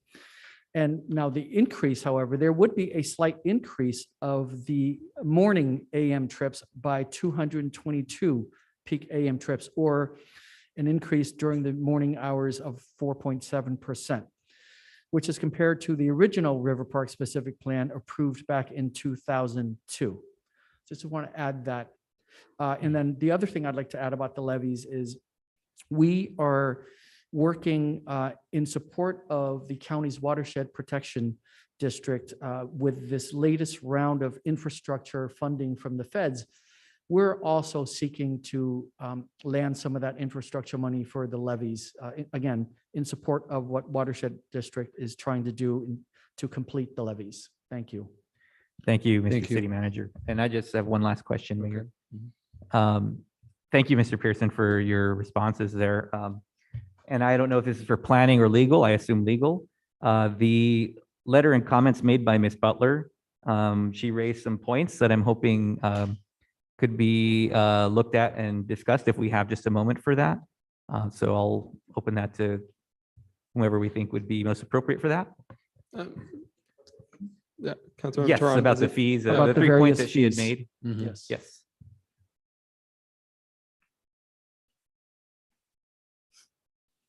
Is there specific, it's just about the fees generally? Yes, specifically about earmarking development fees for use in the CFD. Got it. Okay. So Mayor Pro Tem, members of the council, Councilmember Turan, under state law, development impact fees cannot be used for ongoing maintenance costs. And so DIF fees are used to create the infrastructure to mitigate the impacts from new development. So under state law, the DIF fees could not be used for ongoing operations and maintenance. So in short, the city could not utilize DIF fees for the purpose of funding the CFD. Okay, thank you. And Councilmember, yes, go ahead. If I can add, though, for the housing sites located in District C and D, they would be part of, I understand, part of CFD number 5. Therefore, Yeah, so that's the other part. If the up to 692 residential units are added within districts, planning areas C and D, then this would increase the number of residential properties paying into the CFD, likely resulting in a reduction of assessment rates for all residential development within River Park. You read my mind. That was a follow-up Because you question. you have additional funding then to work with. Well, you're adding additional residential units to those planning areas, so that increases the number of properties that are paying into it. Yeah. And that would likely result in a reduction of assessments within River Park. I guess it's like when you go out to dinner with a bunch of friends, if you're all splitting the bill, the more friends that come, the smaller the bill. Is that You hope. close? Similar. Similar. never All right. works with my friends. You hope. Thank you for that. Thank you, Mayor. My last comment is I appreciate this, my colleagues allowing this to be brought out as a separate item. And thank you to the staff for addressing those questions. And I think we had extended discussion on it last time. My points I made last time are still standing. I don't know where my colleagues will vote on this, but I know where I am. And if it moves forward, I hope I'm proven wrong about this. It sounds like we have some number of things that were considered by staff and by the developers. Thank you. Thank you for those comments and thank you, staff, for the explanation. We need a motion on this item, item 4. Oh, Perone. Yes, I appreciate the discussion. I appreciate the council member asking it to be taken off the agenda. If we can have staff address the questions that the letter generated, the questions Mr. Zaragoza addressed at the very last. Take them line by line. I think there's 4 specific areas, Mr. Zaragoza. And just a question on each one, because I am concerned as we go along that I, as a council member, will be making a decision here along with things that have been made in the past by other members that have sat in these seats. And as a email that I just got, and if I can relate it to you, I just got an email from somebody who works at Teixeira Supermarkets. And they're questioning me that I had seen them in the past and where is their supplemental pay? because they're asking their boss, and their boss has said he's never heard from the city. And I don't want to be that way with this development or any of the development, because I will use examples in a minute of why I'm asking these questions. The questions that she addressed had to do specifically what Mr. Turan asked was quality of housing and what could be done. She also addressed some other ones. Can you please address those other questions? And I appreciate, Mr. Pearson, you tackling this. I really do. Thank you. Thank you, Councilman Pro. Sorry, can you just clarify your question? The lady gave a letter tonight. Yes. This wasn't here available the last time we voted on it. Okay. And she specifically addressed, and there are several other individuals that signed off on this letter. Two of them very prominent, work with areas in Ventura County. And that's the first thing that hit my head was, this guy's asking a question that I would think they would know. Go ahead. Do you have a copy of that letter that you have? We all got it in email. Okay. And I have a copy here. So there was 3 points that she had raised in the kind of letter. Starting with the first one, that was with regards to reducing the number or reducing the dwelling units per acre down to 53 units per acre. Currently, the split plan allows for up to 80 units per acre. What the comment was essentially asking was to reduce that number to require that these projects obtain a density bonus to get to the 80 units to the acre. In order to do that, they would need to provide additional density bonus or affordable units on top of what's already being required. So generally speaking, for example, to get to a 50% density bonus, you would need to provide up 15% very low, or 44% moderate, or almost 24% low income. So that's essentially what's being requested in order to get to that 80 units per acre. And my understanding of her, she's concerned that if we give this project up to the 80, that they would come back and ask for a density bonus on top of the 80. So yes, And the only reason that I am concerned about that, and only one, because the parking is not good in River Park. It's not what originally was brought to the attention of the public when councils in the past approved it. And I, as a member of the public, sat in chairs just like Miss Brown tonight. And I remember seeing the artist renderings of sailboats and lakes and all kinds of promises and schools and all kinds of stuff that never came to pass, very similar to what has happened in West Village and East Village with respect to a sports park that was going to be the Taj Mahal. And realistically, the city didn't do anything wrong legally, but the developers didn't tell the truth. And so my concern is I don't want to be approving something where it can be similar to the examples that I've given. So my understanding was that you'd like to make sure she's requesting that not go above the 80. So is there a way to prevent them from going above the 80 if they come back in and entice some other council to request for bonus densities? Councilmember Perrello. Some legal way. And if there is a legal way, I'd like Mr. Zaragoza to address it. It sounds like a legal concern. Yeah. Before I can support this project. Yeah, so essentially density bonus is state law. So every project is eligible for density bonus so long as they comply with the state law requirements. If this project, so the way that this project went through the process and the way that we did the addendum, there is a set number of units that would be allowed under that CEQA process or under the CEQA process that was conducted for this project.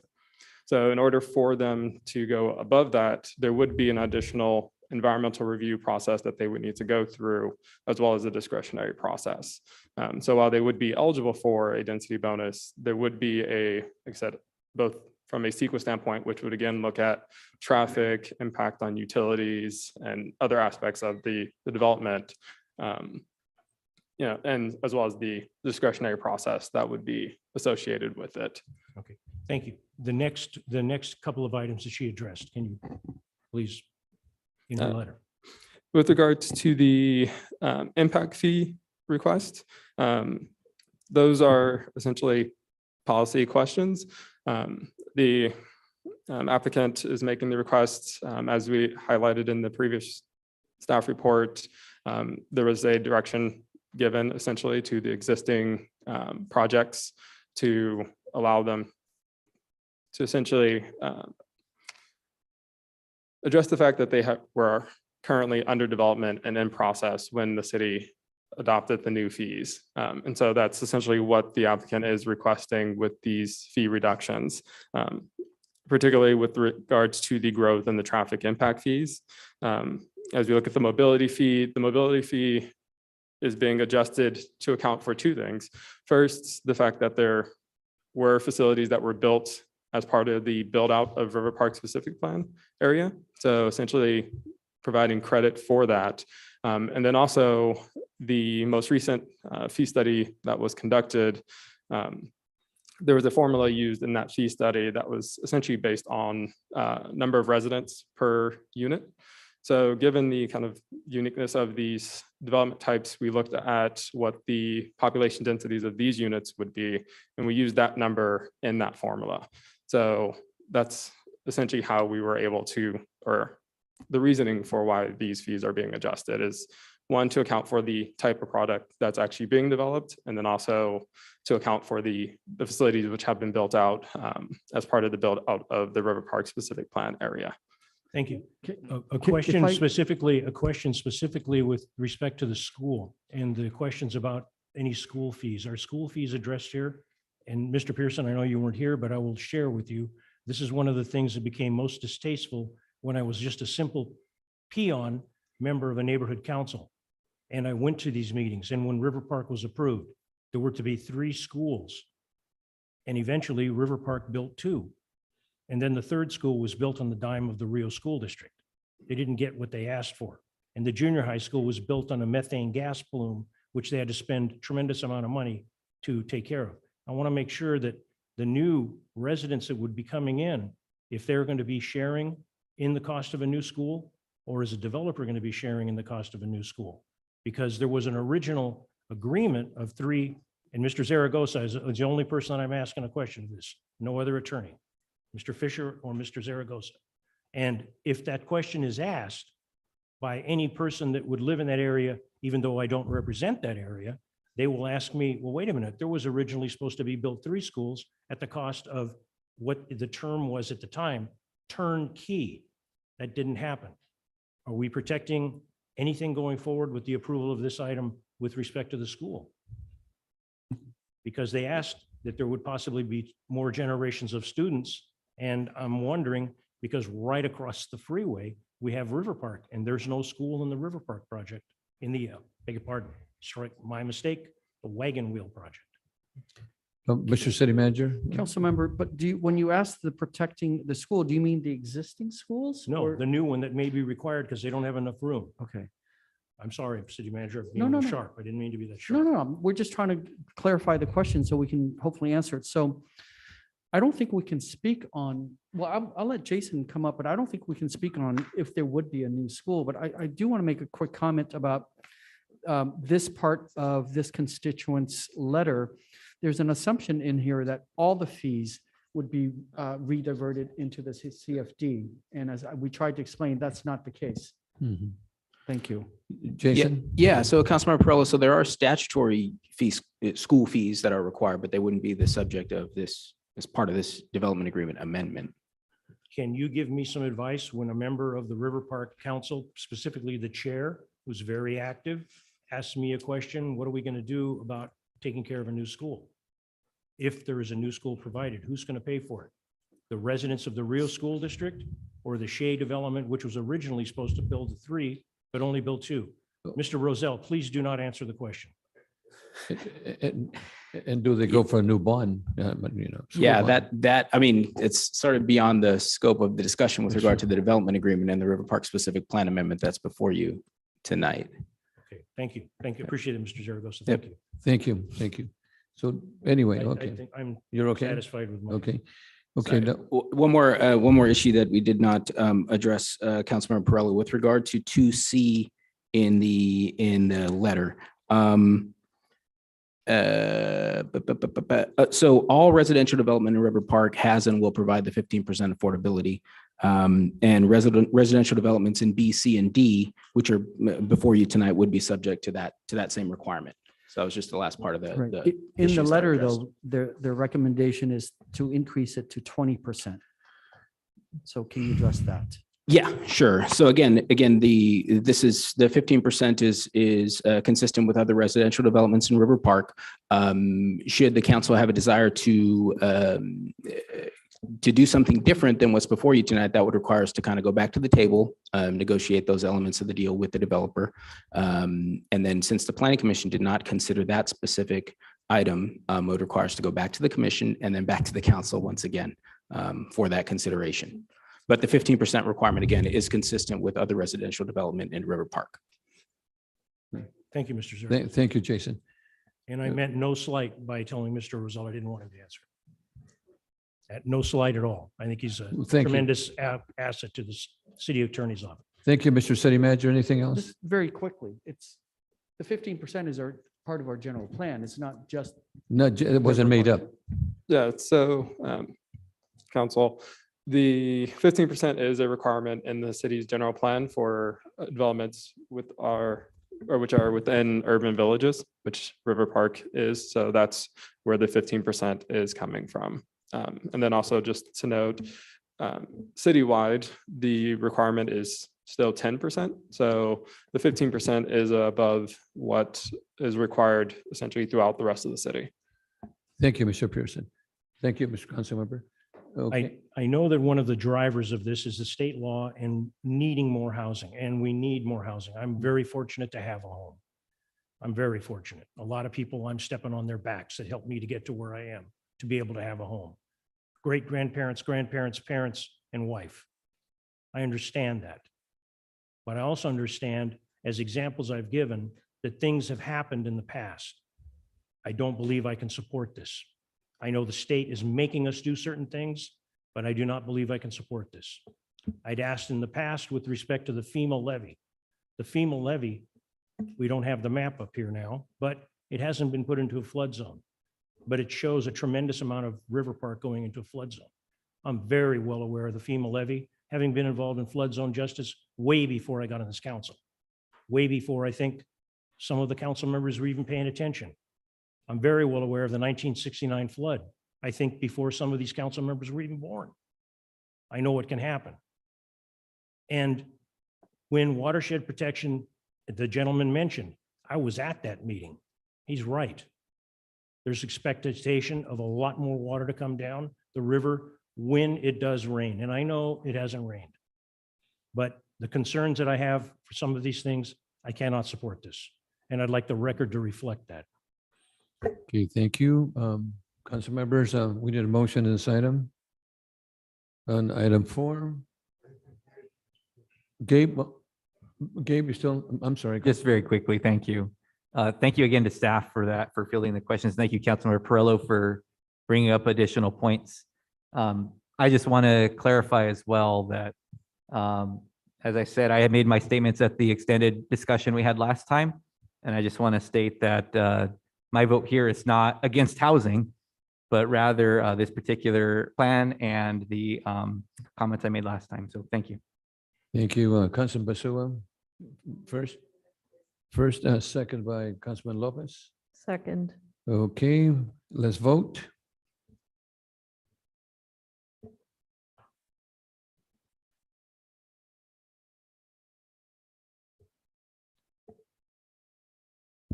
Thank you. Motion passes 5-2.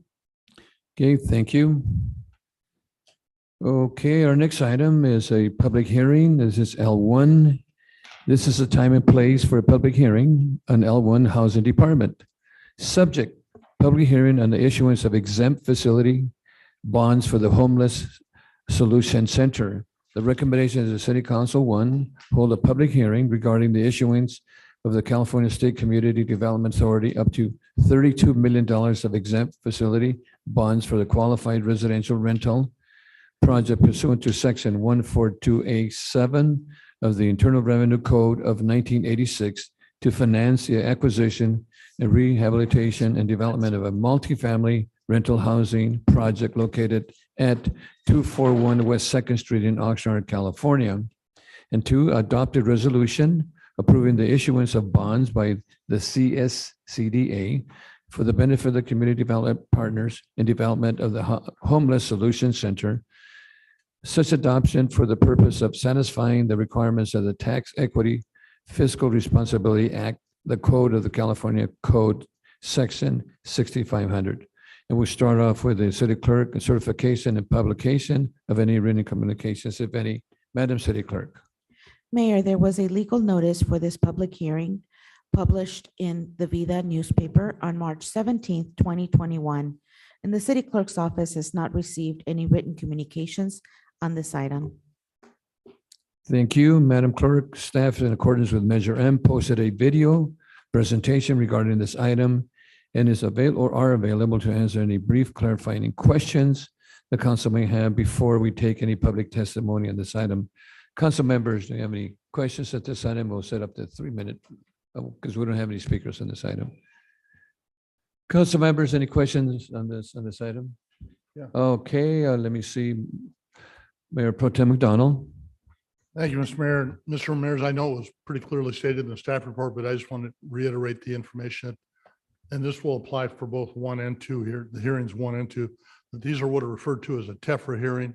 And the TEFRA hearing is because we're required by state law to do the TEFRA hearing, although doing the hearing does not bind us to in any way, shape, or form to the bonds that would be issued. That would be between the state financing authority and the applicant. And even if they were to default on those bonds, the city of Oxnard will hold no liability. Would that be an accurate statement? That's perfect. That's your presentation. That was wonderfully stated, perfectly stated. Thank you. Thank you. Okay, let me see. Council members, any other questions? If not, then I'll open the public hearing at this item. And Madam Clerk, do we have any speakers at this item, on this item? We do not have any public speakers. Thank you, Mayor. Okay, then if not, then I am going to close the public hearing. And council members, do you have any questions on this item? Then I'll entertain a motion. Move the recommended action. Second. Motion first I by, agree. Do we need to wait 3 minutes or not? we don't. Yeah, okay. First by Mayor Pro Tem and second by Councilmember Tehran. Let's vote.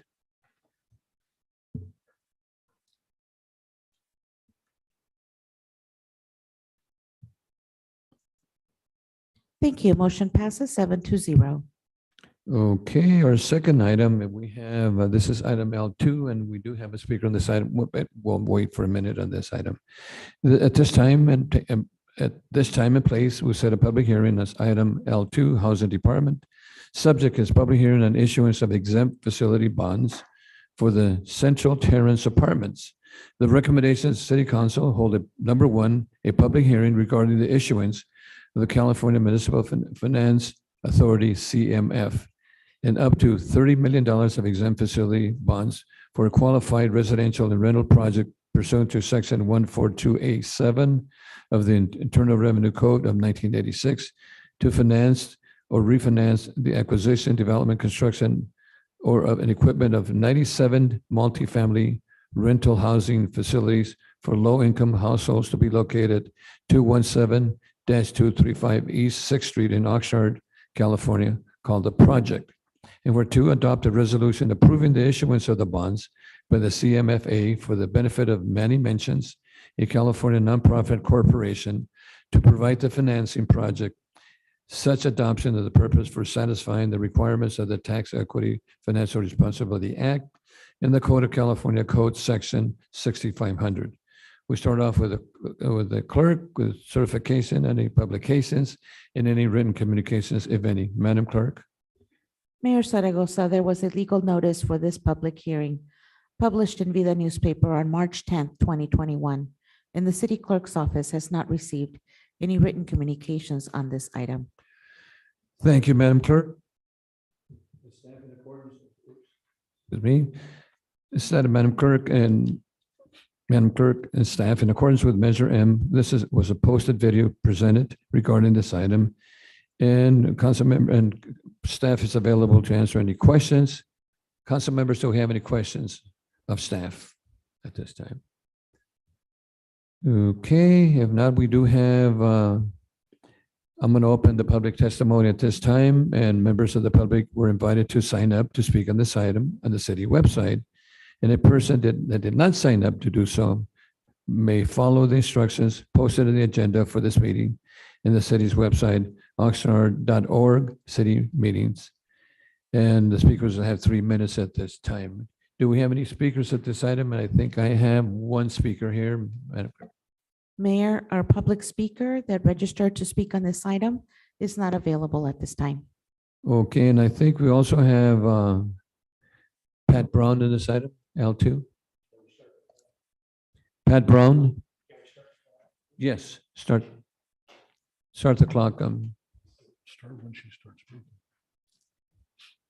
Okay. This just happens to be my neighborhood. Mhm. And that's why I'm here. 87 unit multifamily rental housing facility. For each bedroom, you need 1 car parking space. And I know that this is difficult. I know you don't want to do this because it costs too much money to spend it on property where it's just going to be cars parked. But we have a severe parking problem already. We could take the parking area, that area that used to be a used car lot, big, huge one.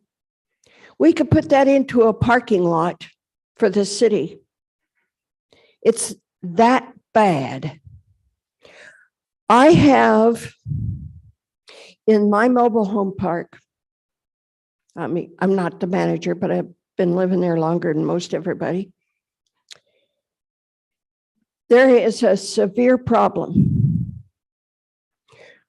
We are not supposed to be parking in the streets within the park, within the mobile home park. We're supposed to be parking in our parking spaces that we already have. And the guest parking spaces, there aren't nearly enough of them. And those are used by the people who live with the families. And so they start parking on the streets in the park. I came home late afternoon. This is about 3 or 4 weeks ago. I had been gone all day. I come in and there are 2 cars parked right up against each other for a long space within the front part of the park, almost to where my house is. And I'm in the south section. I have this little car and I just barely made it through that street. There is no way possible that you can get a fire truck in there with that happening. The manager was gone for a vacation for 2 weeks.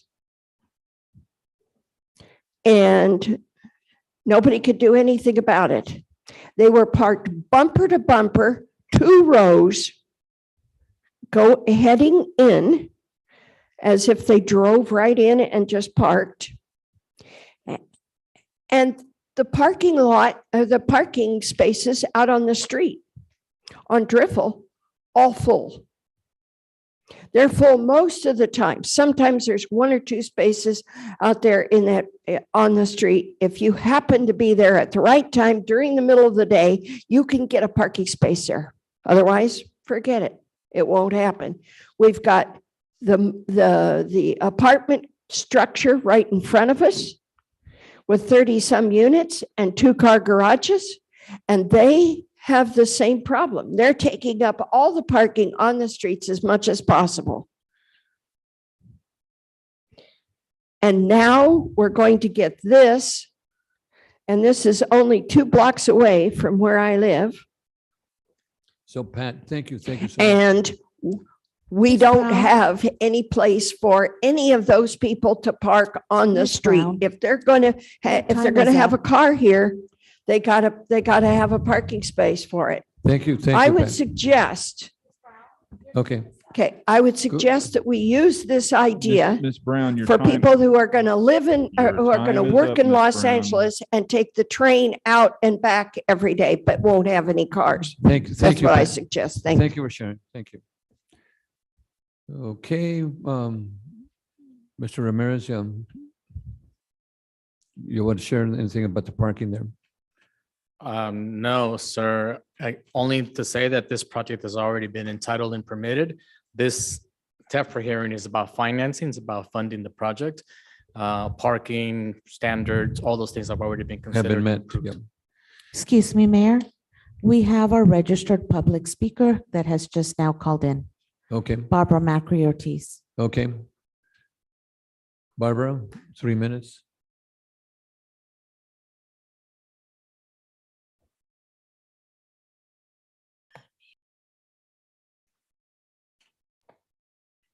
Yeah, hi. I actually had called in for another item, but just since you called on me, I think it's important to support this in terms of financing. Financing is getting very, very tough. And I wish this project and every project going forward luck, because it's hard to get financing. This is one vehicle to do that. And there's really no reason not to support this. With respect to parking, that's, the sacred cow. We have these issues raised constantly. People have to learn that the reason everything is overcrowded with respect to parking is because there's so little housing available. People are doubled up and tripled up in housing. And we need to be able to build more housing, not for cars, for people. But that's really not relevant to your discussion tonight because just based on the financing, and I would urge you to vote yes for this TEFRA hearing. Thank you very much. Thank you, Barbara. So any additional speakers, Madam Clerk? No additional speakers. Thank you, Mayor. Okay, if not, then I'm closing the public hearing. Mr. Mayor, I'll move approval. We got a motion by Mayor Pro Tem, second by Councilwoman Basua. Let's vote. Oh, excuse me, Mr. Councilman Perrella. Yes, I do understand the need for the housing and sir, I respect the position you have and the advocacy that you have. But I want to share, because I will support this, but I want to share this with my council members. At the end of your life, there will come a time when they ask you, what's the quality of life you want? They can keep you alive with all kinds of medical tricks. But the quality of life is the biggest thing. Some people get a good one and some people don't. I look at supporting this with the questions that are asked numerous times, not just tonight, with respect to the parks. And I'm very grateful that the neighborhood council chairperson is here. Most often, the neighborhood council vice chairperson comes up and advocates for various things, including parks, but he's not here tonight. I am concerned the quality of life, not because of you, but because of what is necessary to build more housing, will not be as good as what people have expectations to believe. They will be fantastically thrilled to have a roof over their head.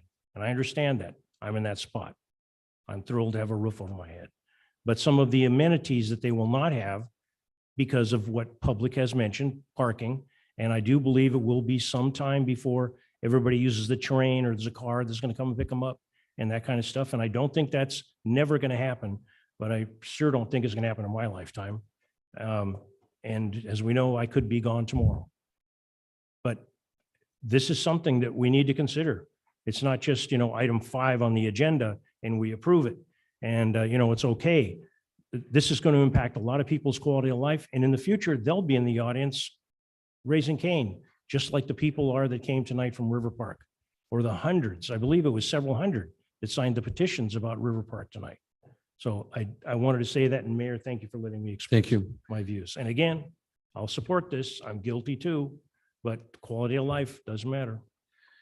Okay, Madam Clerk, we got a first and a second. Let's vote. This item. Thank you. Motion passes 7-0. Thank you, and our 3 minutes are up.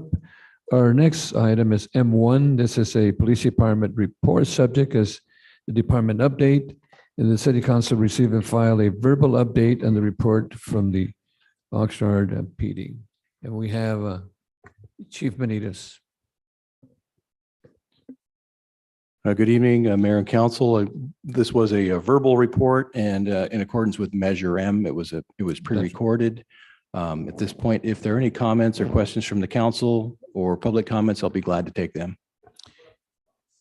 We do have some slides. Chief. Certainly. Okay. Diego is queuing them up right now. Mhm.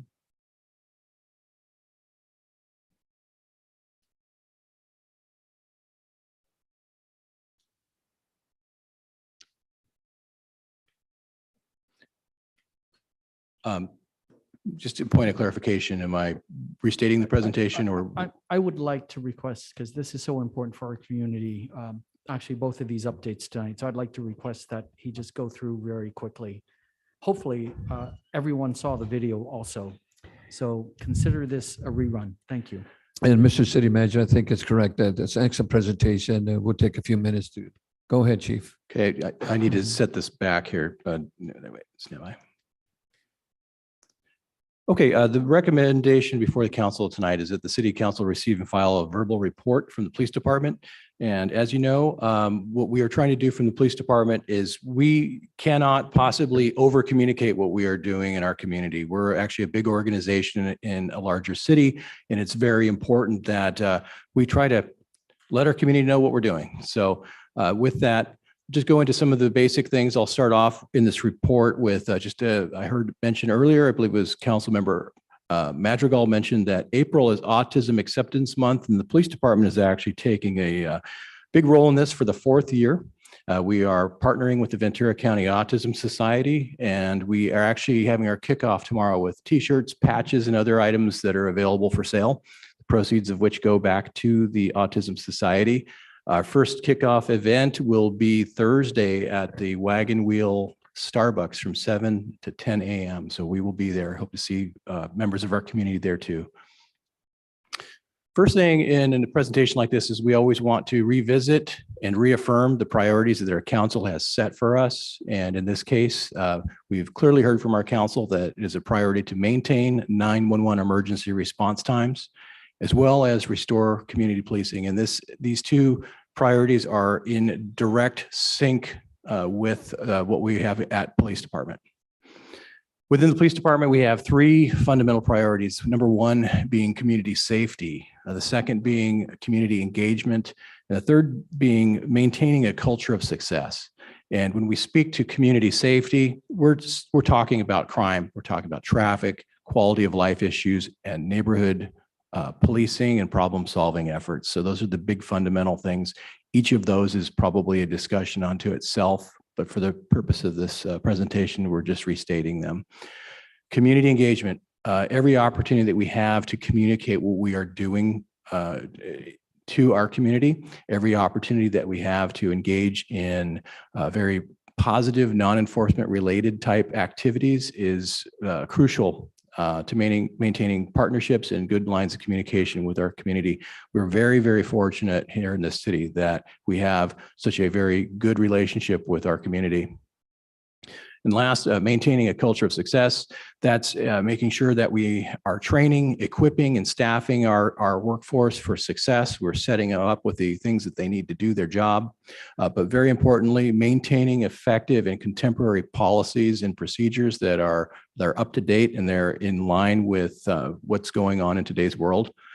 But also very importantly, recognizing our employees for the hard work that they do. I can't say enough good things about the efforts that our officers and professional staff are out there doing there every day. A lot of it goes unnoticed, and it's really any opportunity I have to point out what they're doing is good.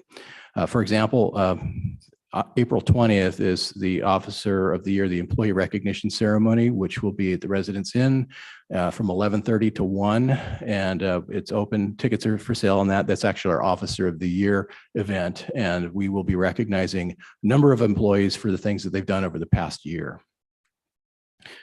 These are just slice of life pictures. Our community affairs manager and our officers, actually, we have some with some camera skills. We like to actually take these pictures of showing what they're doing from day to day and share them. We do share a lot of these on social media, on Facebook, Twitter, Instagram, et cetera. But what we have is work in our dispatch center. We have some workers with our drone unit, our traffic officers actually doing an investigation at a collision scene. And then you also have seen or heard about the recent, fairly recent activities that we had at the slag heap at Halico.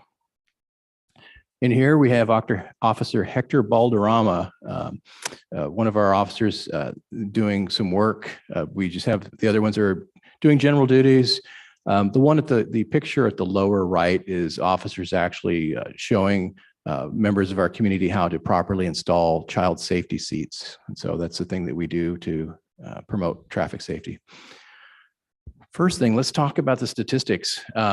Very important to note that we've had a very successful year in terms of crimes in Oxnard, in terms of crime reduction, I should say. In previous reports, I've mentioned that that police departments and law enforcement agencies report the universal crime reporting statistics, which consist of 8 different index crimes. And these crimes are generally viewed as comparable between all 50 states. They fall into the categories of violent crime as well as property crime.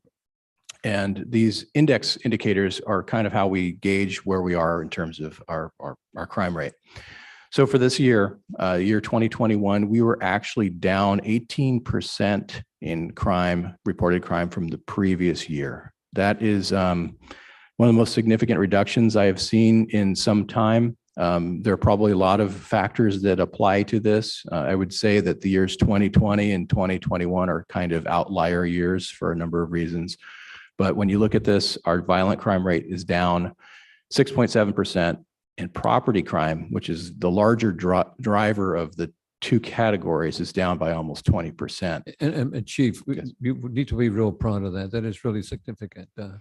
Look at the robberies. That's what, a minus 91. You know what? That's that is 91 less robberies in the year, so it's down by approximately 1/3, which is fantastic.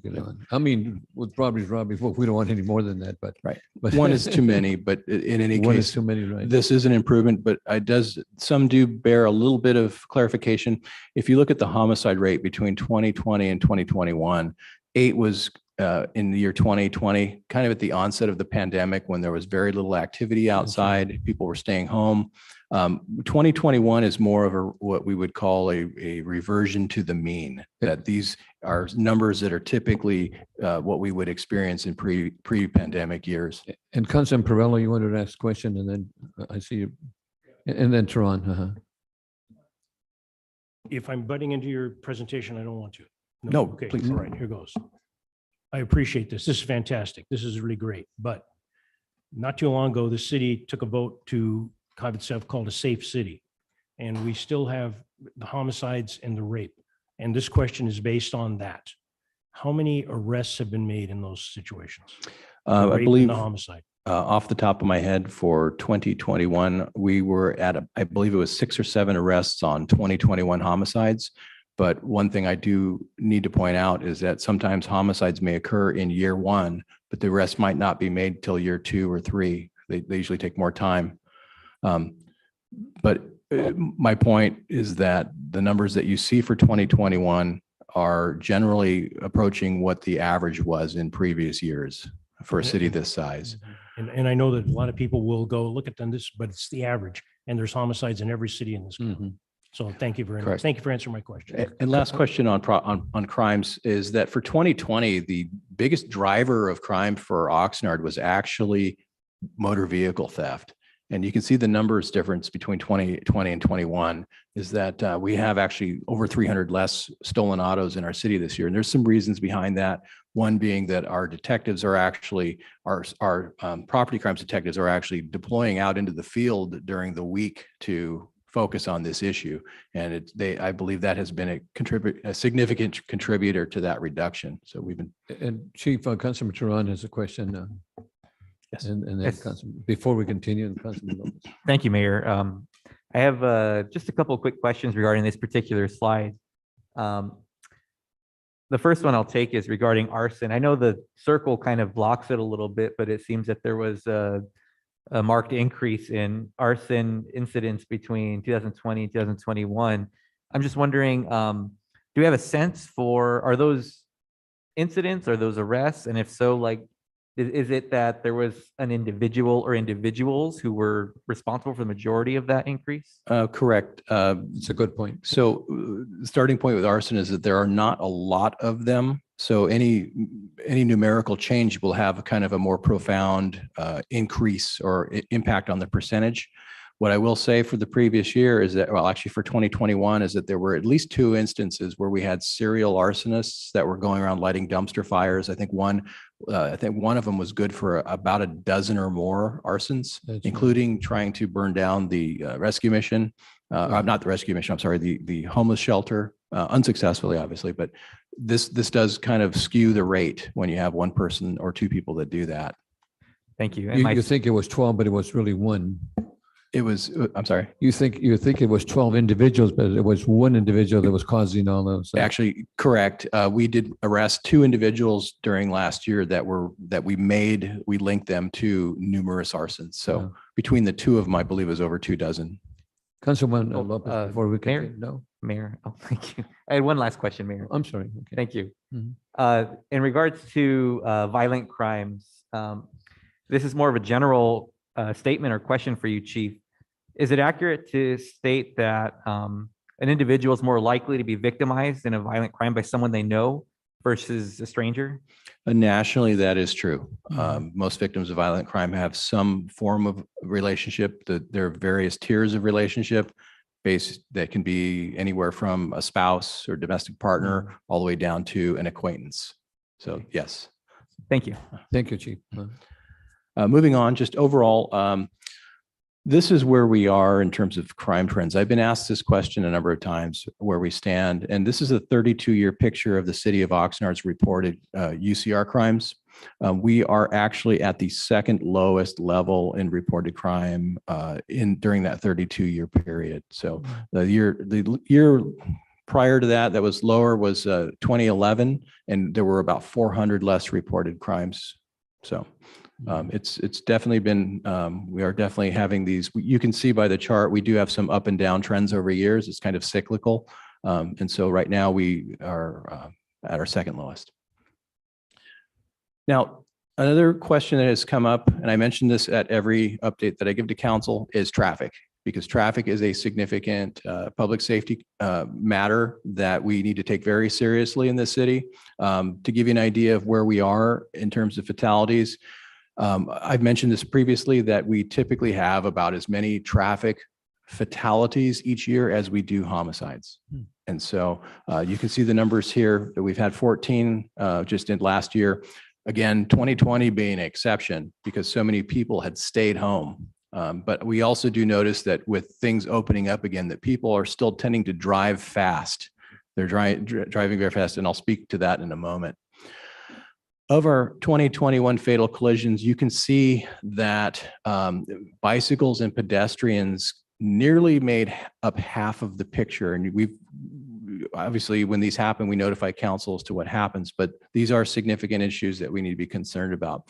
Some of the pedestrian ones are people stepping in the road in front of vehicles, or bicycles that are basically that are bicyclists that are struck and killed.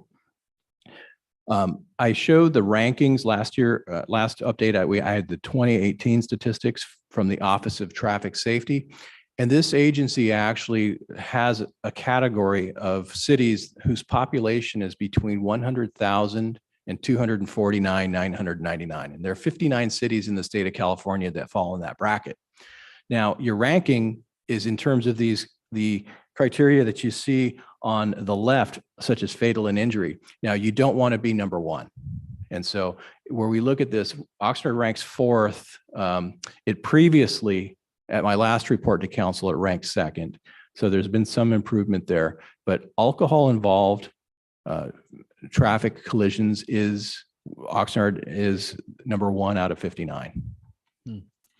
Motorcycles, it's about in the middle at 29.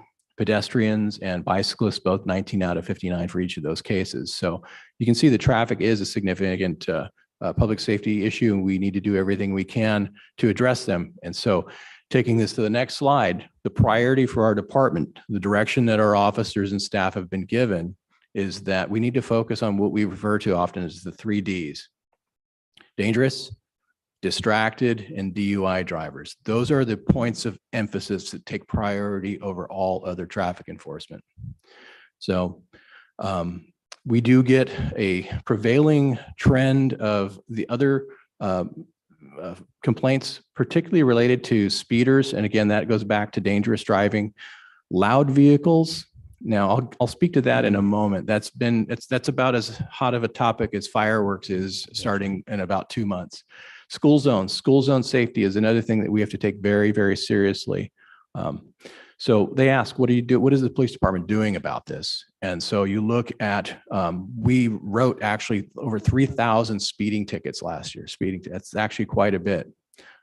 Muffler and exhaust citations, these are the modified exhaust equipment. Chief, yes. Chief, is there can you measure decibels on that? Because some cars they're So- really horrible. Correct. Now, in order to prosecute or actually to get a very good conviction for having or maintaining a modified exhaust, which is a correctable violation, it's a fix-it ticket. Okay. There's a lot that has to happen to that. And the reason why I compared this to fireworks is because the officer has to see it, in this case, see it and hear it, be able to identify the vehicle, and a decibel meter is definitely preferable to sustaining that infraction violation, which is very tough when you think about it. So that means the officer has to be in the correct place at the correct time and have a decibel meter handy that can immediately zero in on that car. To read it accordingly. Yes, Yeah. Okay. correct.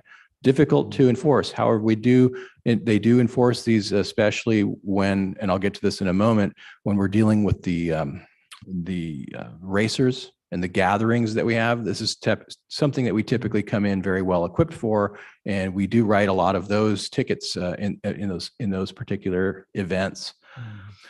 Cell phone and texting while driving. This is a very significant issue, as in, I believe it's the teenage bracket. About 10% of all collisions have this as a very significant contributing factor. And I was reading earlier today about a study where people were polled about this, and a significant percentage will say it's wrong, but they will have admitted to have done that within the past 30 days. We actually have a distracted driving operation. We had a news release that came out earlier today. From April 7th to 11th, we're going to be focusing especially hard on that particular issue. And so anybody that's texting or carrying a cell phone while they're driving will get a ticket from us.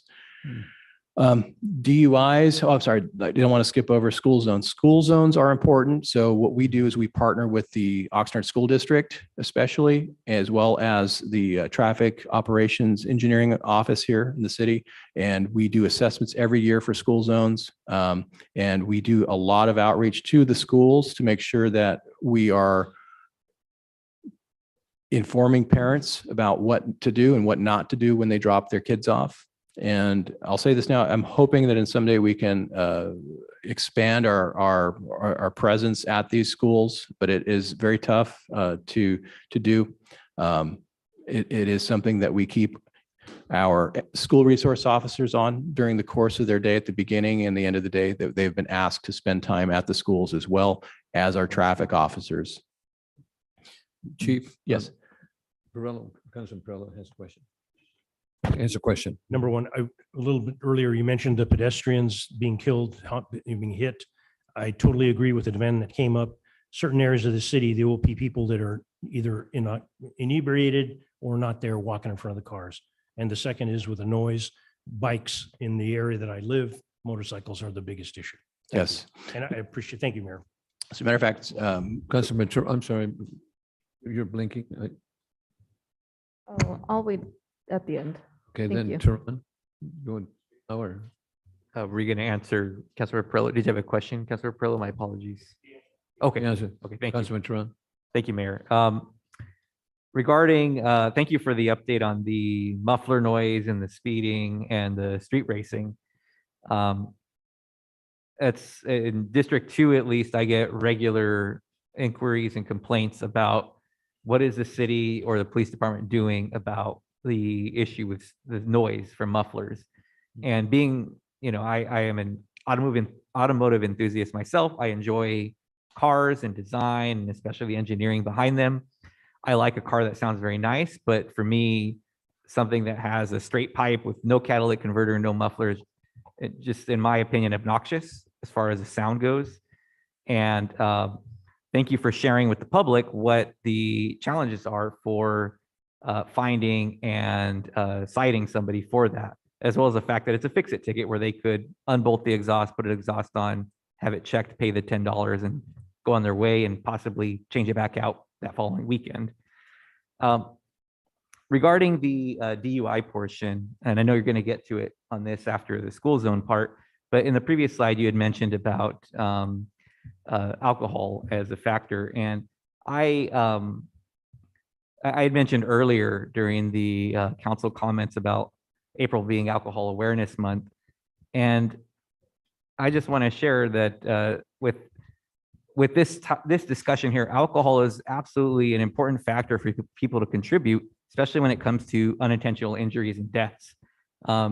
Alcohol doesn't just affect people who have an alcohol use disorder. Alcohol can affect somebody who just chooses to drink a little bit too much on one night. And they make decisions they wouldn't otherwise have made, or they do things they wouldn't otherwise have done. And that can change their life or somebody else's life permanently. And so I appreciate you for bringing that up because this is just something that I think folks need to be aware of. And it sounds like the Office of Traffic Safety has grants and other levels of support that municipalities and police departments can take advantage of. So thank you for sharing that. It is true. And Councilmember Turan, and part of my presentation on the video mentioned some grants that we are involved in. And they're actually, one is a partnership with the Highway Patrol to deal with the street racers and that particular issue. But we also have a selective traffic enforcement program grant, which I believe council approved not too long ago, which allows us to really focus on DUIs. And that's where we get money for our checkpoints, which we do. And I know the checkpoints are a whole discussion unto themselves, but they are actually a requirement of the grant. But what we do find is very effective is saturation patrols, where we actually go out and we look for the DUIs. And so we find that to be a very effective tool. Another comment on DUIs is not just alcohol. It's also prescription medication. It's other things like that that are also contribute to DUI arrests. And I believe the statistics that OTS gave us on the previous slide, these are related to strictly to alcohol. I don't believe they track drug related ones, but we do often come across people that are on opioids. And so, or they're on other types of drugs, whether it's heroin or fentanyl. And so that itself is another problem. Councilman Turan. Yes, thank you, Chief. Yes. And I will just say, I hope folks will take that into consideration. Anything that alters your judgment or your coordination, you should not be driving when you're under the influence of that. The last thing I'll state is about the school zones. And this, it's unfortunate we have to state it, but we do have to state there are rules in school zones for a reason. There are children present, there are parents present, there are people on foot and on bikes, and there are certain areas where the speed limit is reduced when children are present, and it's done for a reason. We've had tragedies in our city and in our area where children are struck and seriously, critically injured or even killed. And it's a tragedy when anybody is struck, but I mean, in a school zone for a child who's minding their own business, doing what they're supposed to be doing. I can't think of very many larger hurts for me than when something like that occurs. That being said, I'll use Gonzalez Road as an example in front of Pacifica High School. The speed limit there is 25 miles per hour, I think from Entrada, just before you hit the Snow Avenue. And folks regularly, bless you, folks regularly exceed that, unfortunately, and get upset when I'm going 25 or others are going 25. And so I just hope people will take that into consideration. And this might be a public works question, but perhaps we add a sign in that school zone that says end school zone, so they know now you can accelerate to the posted speed limit of 45. So anyways, thank you for sharing that, Chief. Thank you, Councilman. Go ahead, Interesting Chief. point that you bring up, and I know I'll try to be brief about it, is that we believe that apart from education and enforcement, there's also engineering. And on this slide on the right, you can see the speed display boards, which we feel are also something maybe like what you were talking about. That actually, if anybody's gone at this spot, this was actually at, I believe it's Doris or Deodar in the Boulevard, where I see every morning of people slowing down when they see their speed being posted. I think these things are very useful in terms of doing things like what you were mentioning. On the education and outreach component about DUIs, I do have to take a step back that the police department also does two things. We have the Know Your Limit program, and we also have Choose Your Ride program. If anybody has seen the police car that is painted half taxi cab, half police car, you'll see that at various places. With the Know Your Limit program, we actually go to different bars and restaurants, and we have officers go in there and we talk to the patrons about drinking and driving, and we offered to give them a free breath test right there. And they are actually very surprised where they are. And we think prevention measures like that do help. But really, my opinion about drunk drivers is that they are driving essentially a 2-ton weapon. And that I believe enforcement is what we need to do. Get an Uber ride. Yep. Now, this is a big one. Firearms.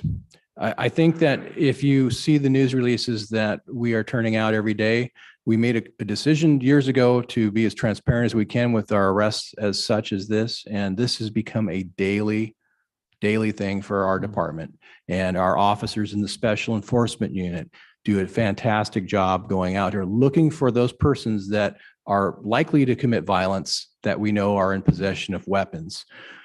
So with that said, this is happening multiple times per day. And when I first started my career here, this was something that maybe we would come up with once a week, once every couple of weeks.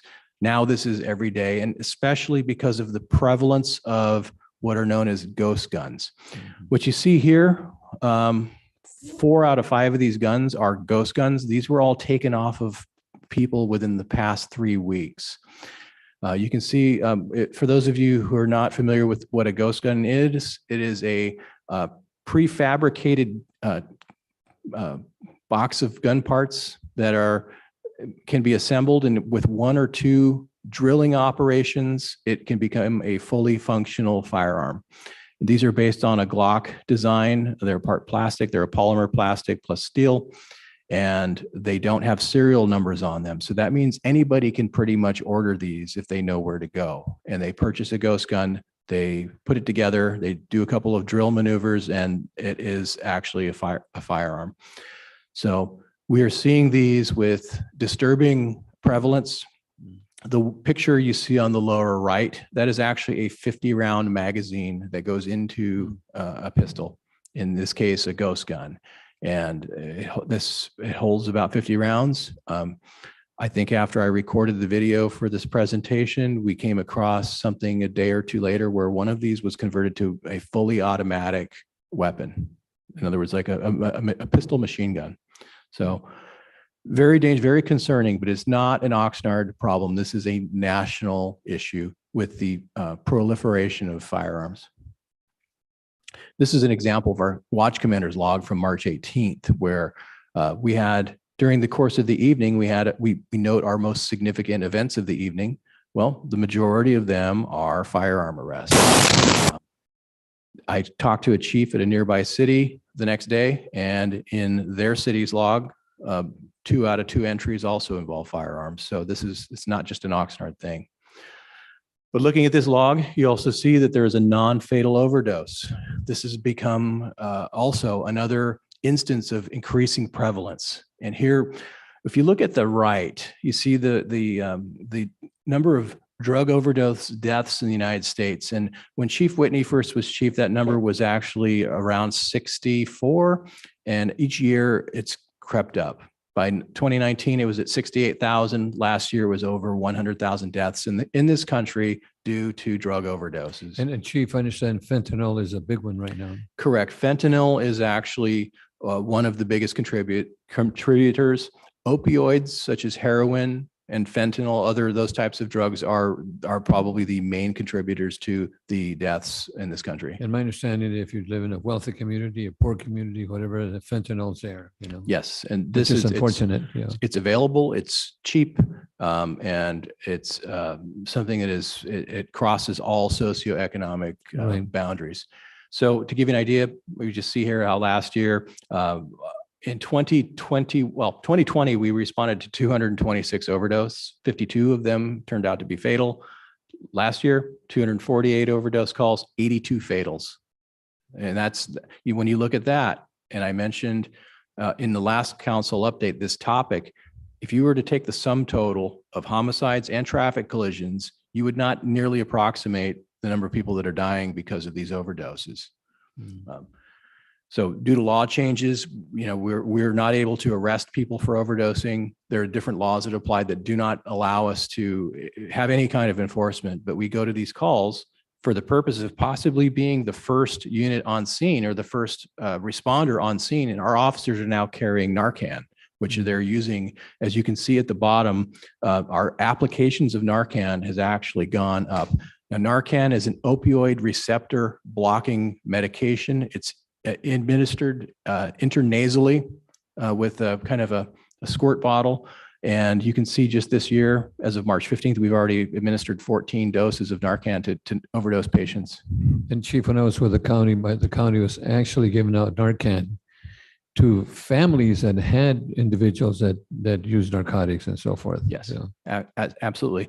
And the officers, the gentleman standing behind me, you see at council quite often, Officer Dan Cosio, he's part of the homeless liaison team. They have actually come up with a project called Project Leave Behind, where they are leaving Narcan kits in places where homeless are congregating, just for the purpose of, if the police aren't there, another person can take the opportunity to save a person who's overdosed.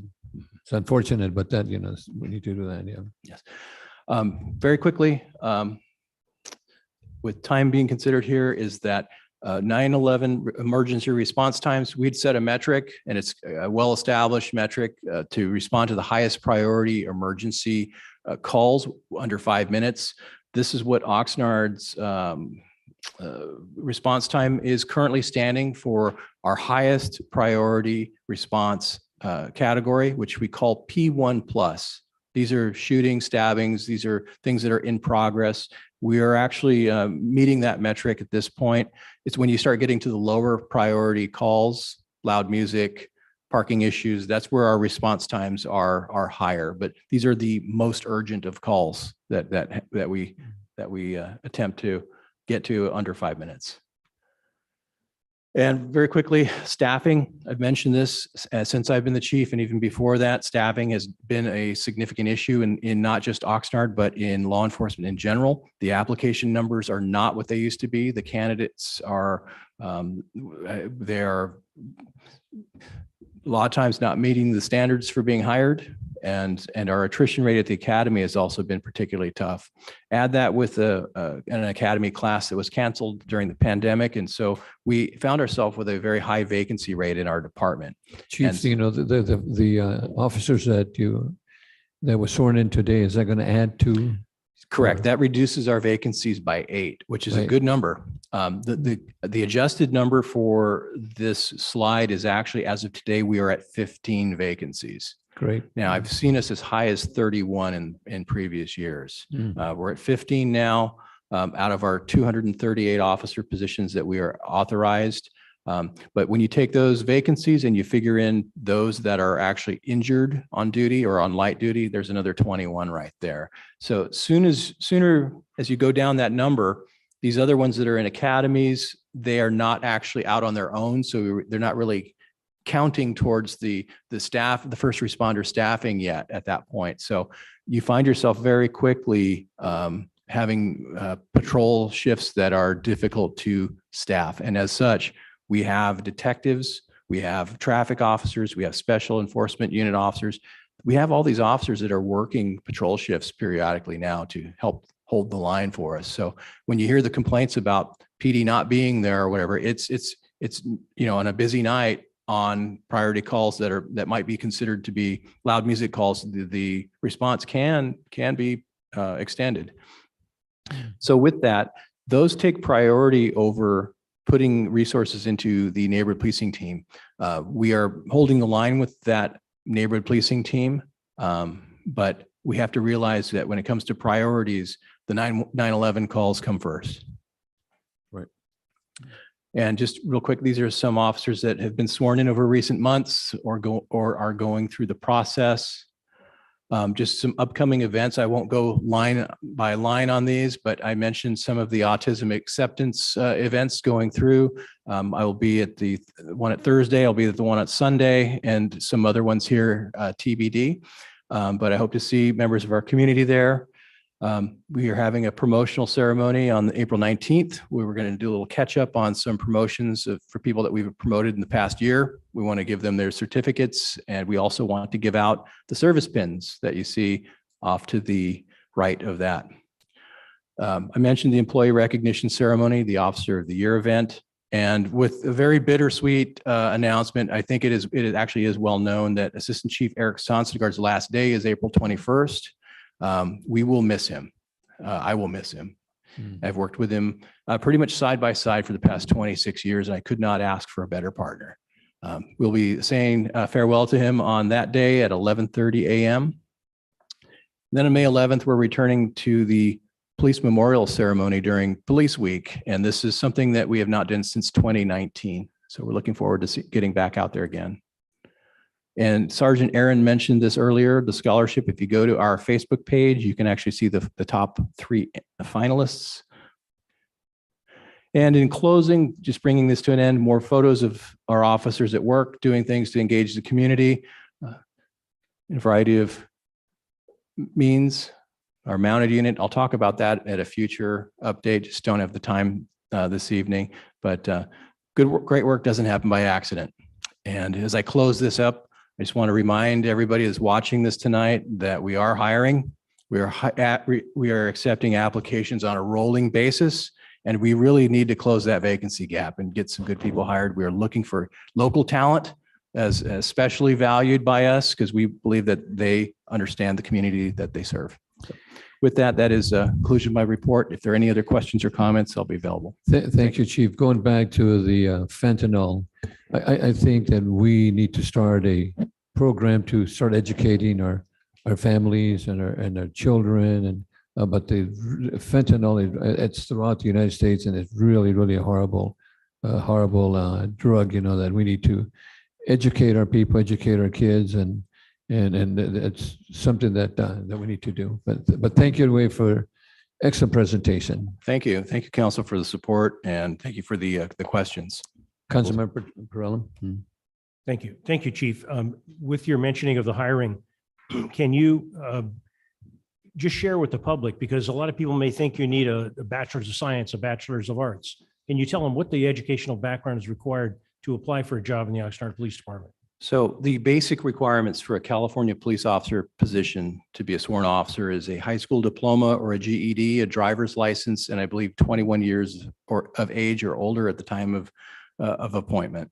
That's the basic requirement. However, a lot of our officers these days do have degrees of various kinds. We have some with master's degrees. We have a number with master's degrees, but about a third of our officers have bachelor's degrees that I can say. But the base requirements are what I mentioned. Because I'm sure there are some people watching it, parents possibly, that have a young person in their life, man or woman, that it's an opportunity.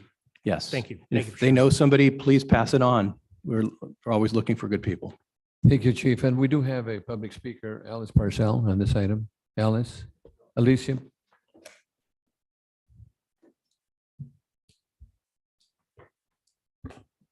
Yeah, I'm a little confused. I know that all of you are familiar with Measure M. You're very familiar with it. One of the reasons that Measure M says this presentation should be pre-recorded is so that the meetings don't go on long. And that's why it says, you know, the staff presentations aren't to be reenacted at the council meetings, but you know, it saves time for both the council and the public to ask questions. And this presentation was already watched by over 600 people online, according to the count I just checked. 641 I saw moments ago.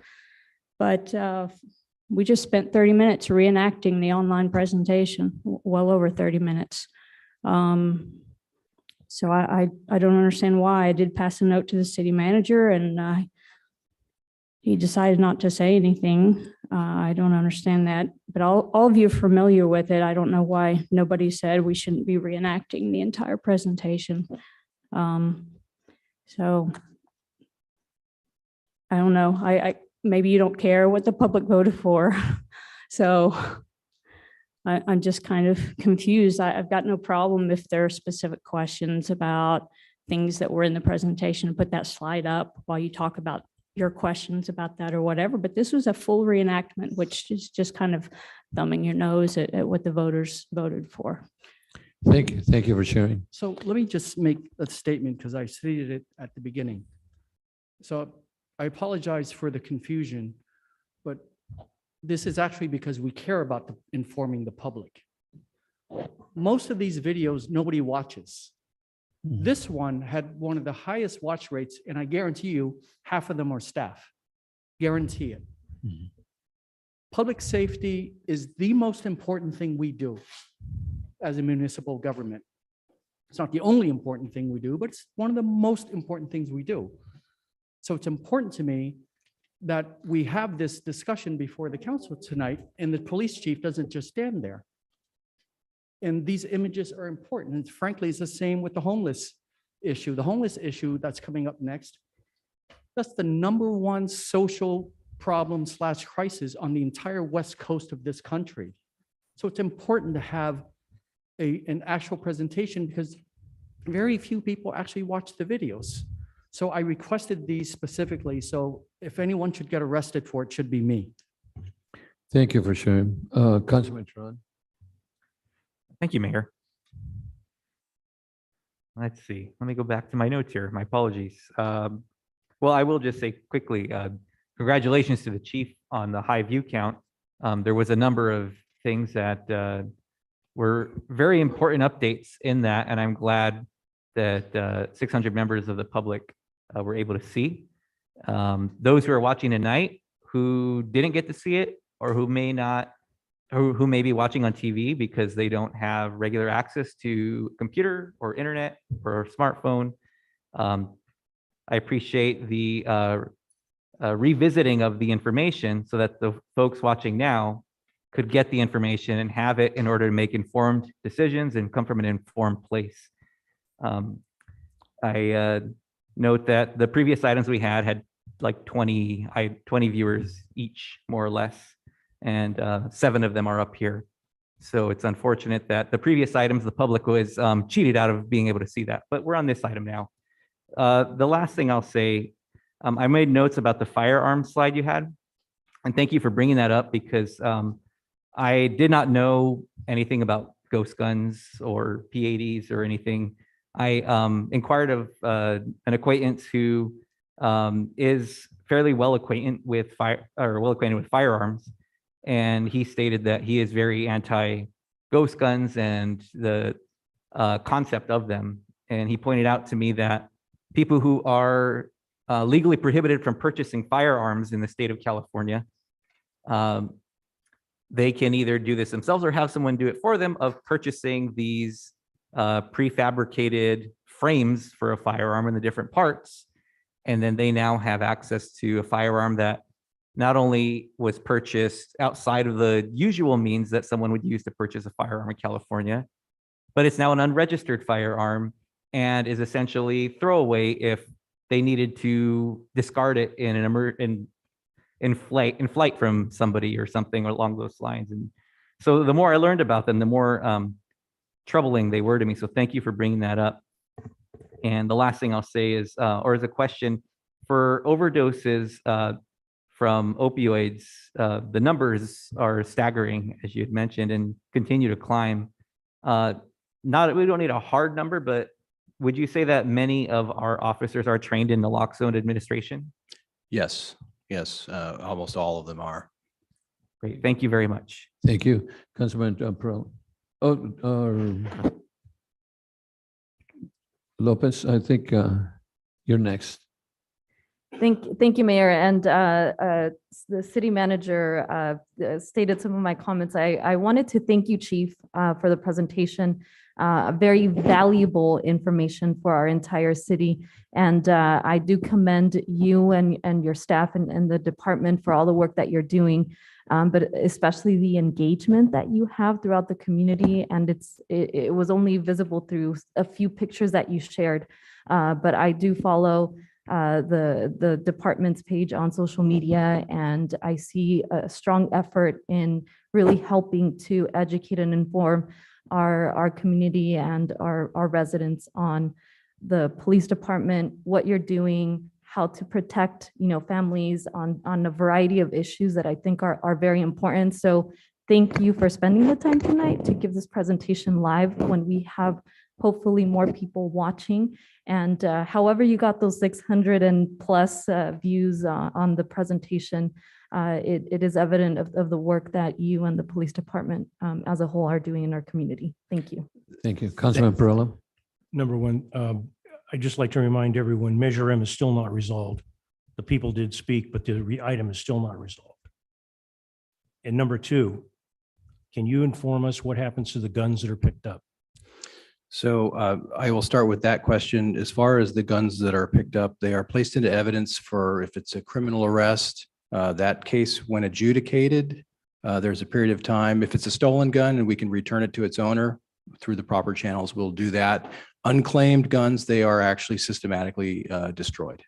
So I take you at your word, they are not sold interdepartment? No, we are not in the business we've never been in the business of being gun brokers whatsoever. It's completely incongruent with what we do. And to Councilmember Lopez's statements, I would just say thank you. I believe that it is very important for our community to hear this in every opportunity, in every forum that we get. And I feel privileged to be able to stand here tonight and actually tell you face to face and tell our public live that of the things that we do. And I thank you for the positive comments, but I will say that I could not do this without the officers and the professional staff that work at this department. They are top notch, and I could not do my job without them. And I would just like to finish up. Oftentimes when we see the daily police reports, are the public, if they want to sign up to get a copy of the daily police reports, can they get that? Well, actually, what we do is we publish a call for service log. It's on our webpage, as well as a booking log, which is on our webpage. We're having some technical difficulties with it right now that we are trying to straighten out. The watch commander's log is basically a law enforcement sensitive document. If there were any type of request for it, it would be heavily redacted because we cannot leave. There's a lot of PII in there that cannot. PII is personal identifying information in terms of addresses, names, dates of birth, things like that. We do not put those. So it's intended for law enforcement use only. So as you can notice, the one I did was heavily redacted and blurred out. Thank you. Sure. Because I'd like to follow up on this point. I think it's important for even the people that are against the presentation verbally, and I have the utmost respect for Ms. Purcell. But this kind of stuff, the public needs to know, because the men and women that wear the badge in public safety is often held to a higher standard, and there's an opportunity to join if the public wants to join that. But when we are picking up people that are in a position where they are not allowed to have handguns, often they're having drugs on them also. And when you're picking up somebody with a loaded firearm and they could be on drugs, it's an extremely risky thing for the men and women that wear the badge representing the city. And whatever we can do to assist and hold those people that are violating the rules, I think we should do. This is not a, looking for blood and scalps, but there needs to be an accountable thing. And I believe the pendulum has to swing back in this country because too many people are getting away with things. They're released from jail. They're on probation multiple times and boom, here they are again. And now they have a ghost gun. And as you mentioned, when they show the rounds of ammunition and the various types of ammunition that they have, my hat's off to the public safety people because it's got to be scary as hell walking up in a car and not knowing what you're doing, not knowing what is in the car, not knowing, I don't mean that you don't know what you're doing, not knowing what the guy in the car or lady in the car is going to do. Thank you for this. Thank you. And thank you, Chief Benitez. The 30 minutes were well worth it. Thank you. Because there's a lot of people who don't have computers and this is going to be, it's going to be shown on Channel 10 and 35 tomorrow morning. And people that don't have computers can watch exactly what you said for the last 30 minutes. We're going to save a life with Narcan, with the ghost guns, people complaining about mufflers too loud.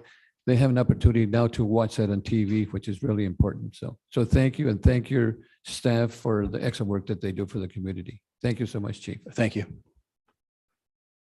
Okay, our next item is the Housing Department. This is subject is Homeless Division update and the City Council to receive and file a verbal update. This is a verbal update, a report on the Homeless Division. The update was being provided to the City Council meeting today. And we do have, let me see, I do believe that we have a Sapien, we have a speaker on this item. You want to hear the speaker first? Madam Clerk, is Mr. Sapien on? Mayor, Mr. Sapien is not available at this time. Not Thank available? you. Not Then- available. Okay, then we'll set the 3 minutes. Go ahead. Go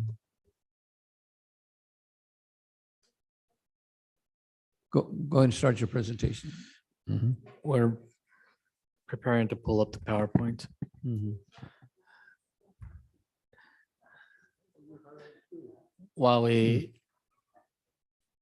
Diego's helping to pull that up, good evening, Mayor and Cal. You want me to start now? Good evening, Mayor and Council. My name is Emilio Ramirez. I'm Housing Director for the City of Oxnard.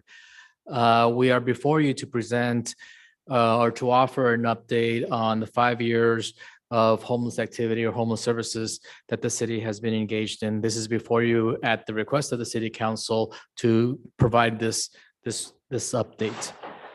And before I start, I want to say that what you're about to hear is largely from the Housing Department, Homeless Services Division of the Housing Department. And for that, Jessica Petrillo deserves a lot of credit, high praise for what she's doing. She's not here today, but I want to recognize her. But there's something that's greater than the housing department here. And you'll see that a lot of divisions within the department are engaged in this. But there is an amazing amount of support that is offered to the housing department and the homeless services team from every single department of the city, including the council, who is allocated funding, including the city manager's office. But I especially want to call out and thank the Oxnard Police Department that has been an amazing partner to us. I can't thank enough for that partnership. It's refreshing to see that in a jurisdiction, especially here in Oxnard. So the staff report and discussion is going to review the past 5 years of homeless services programs that have been occurring here in the city, largely in the Department of Housing, but not entirely. And so I'm going to start with a look back to what was occurring in 2017. In 2017, the city of Oxnard was operating homeless services that was dedicated staff in the housing department and also staff that was assigned. I use that very intentionally right now, and I'll explain that a little bit later, in the police department as well. The Oxnard Housing Authority established a homeless set aside of Section 8 vouchers. and the Commission on Homelessness had already been established. But the program as a whole in the city and by the city, and not just by the city, but in the city as a whole, needed some growth, needed to mature somewhat. And so at that time, we were operating what we refer to as a winter warming shelter. So not an overnight, year-round homeless shelter that offered services. It was just a place to stay overnight during the winter season. It only operated from December to March, and for that matter, only operated in Oxnard every other year. The police department was engaged, as always, in responding to homeless services calls, whether they were tracked as homeless services calls. And I did have a conversation with the police department about exactly this. The department wasn't tracking the services calls as effectively as they are now. They have made significant improvements, and I'll show that on the next slide, in the way that they respond to homeless services, in the way that they track the information of those responses. The Housing Authority had issued 71 vouchers from the variety of different programs, including the homeless set aside that had been adopted by then, the family unification program, and the VASH vouchers. I should mention that of those 71, only 15 of them were leased up. So the balance of the 71 returned to the set aside and were issued anew later, and I'll describe that in a little bit. At the time, we, the city as a whole, did not have a organized street outreach program. Now, and I'll describe that in a little bit, we do, and the Oxnard Police Department also has an organized unit, but at that time, it was not in the same organized way that it is now. Our partnerships were limited, and I honestly I haven't been able to identify them, so I included them limited this way.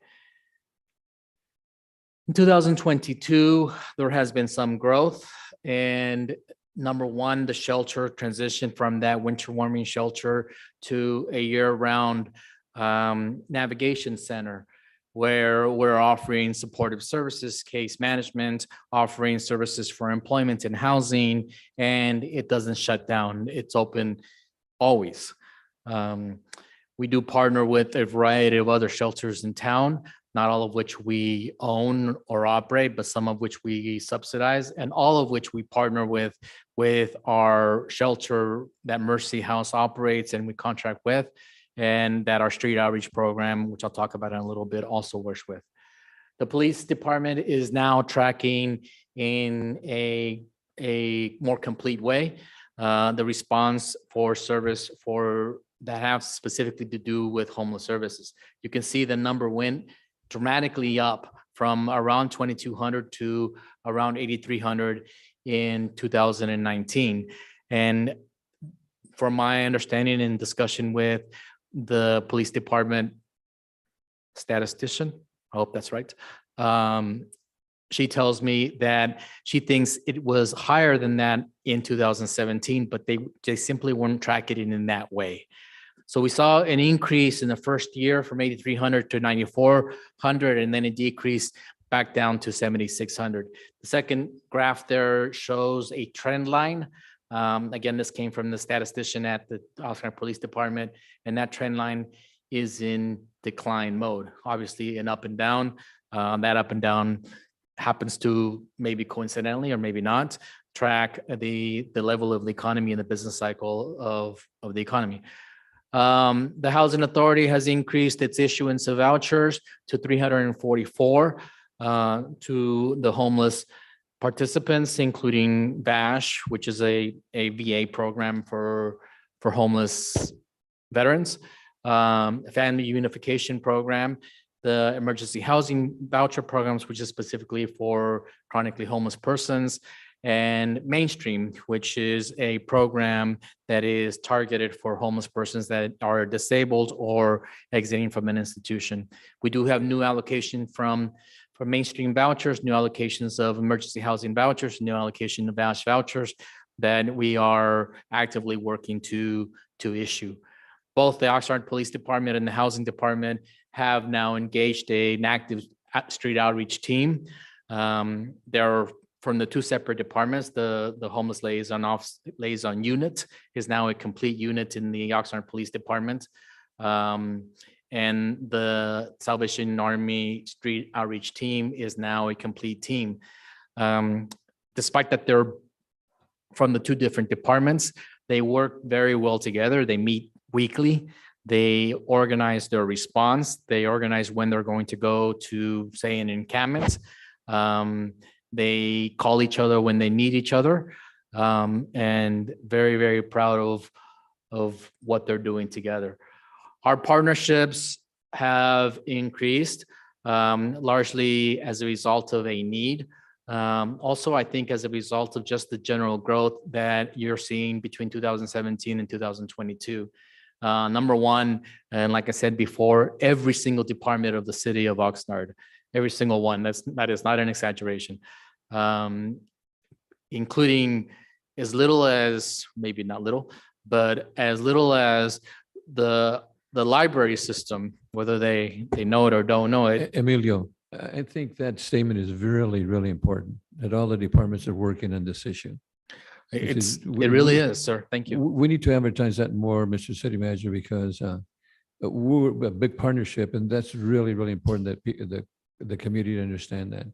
Absolutely. Thank you, sir. The County of Ventura, our partnership with the County of Ventura is improving every day. The healthcare agency, the human services agency, the CEO's office, we're talking to them weekly. Mercy House, clearly affordable housing developers. You just approved 2 TEFRA hearings. Both of them are going to have housing first units within them, and are going to serve that need. Shelter Care Resources, it's a small nonprofit, but the things that they do is amazing. The faith-based community, thanks to former Chief Whitney, who organized it, and the police department who continues it. The Housing Trust Fund, Continuum of Care, United Way, the One Stop, the Oxnard Housing Authority. Every single one of those partnerships is providing amazing value to the homeless services here in Oxnard. A couple of description of milestones between 2017 and today. In 2018, the City Council did adopt a 5-year plan. That 5-year plan is something that we still continue to work to implement. It does call for a new homeless shelter, and as you know, it's going to happen relatively soon. We hired some new staff. We included a year-round shelter, which was a significant improvement in 2019. Entered into an agreement with Mercy House for the operation of that shelter and the navigation services within that shelter. Included adoption of new ordinances that allowed us to respond to neighborhood concerns. You may remember an encampment that used to exist at Plaza Park. Maybe 25, 30 people. In partnership with the police department, we enacted an encampment response protocol along with the ordinances. Thankfully, that encampment at Plaza Park, we undertook a partnered effort with all of those departments and the resource fair, and that encampment, knock on wood, has not resurfaced at Plaza Park yet.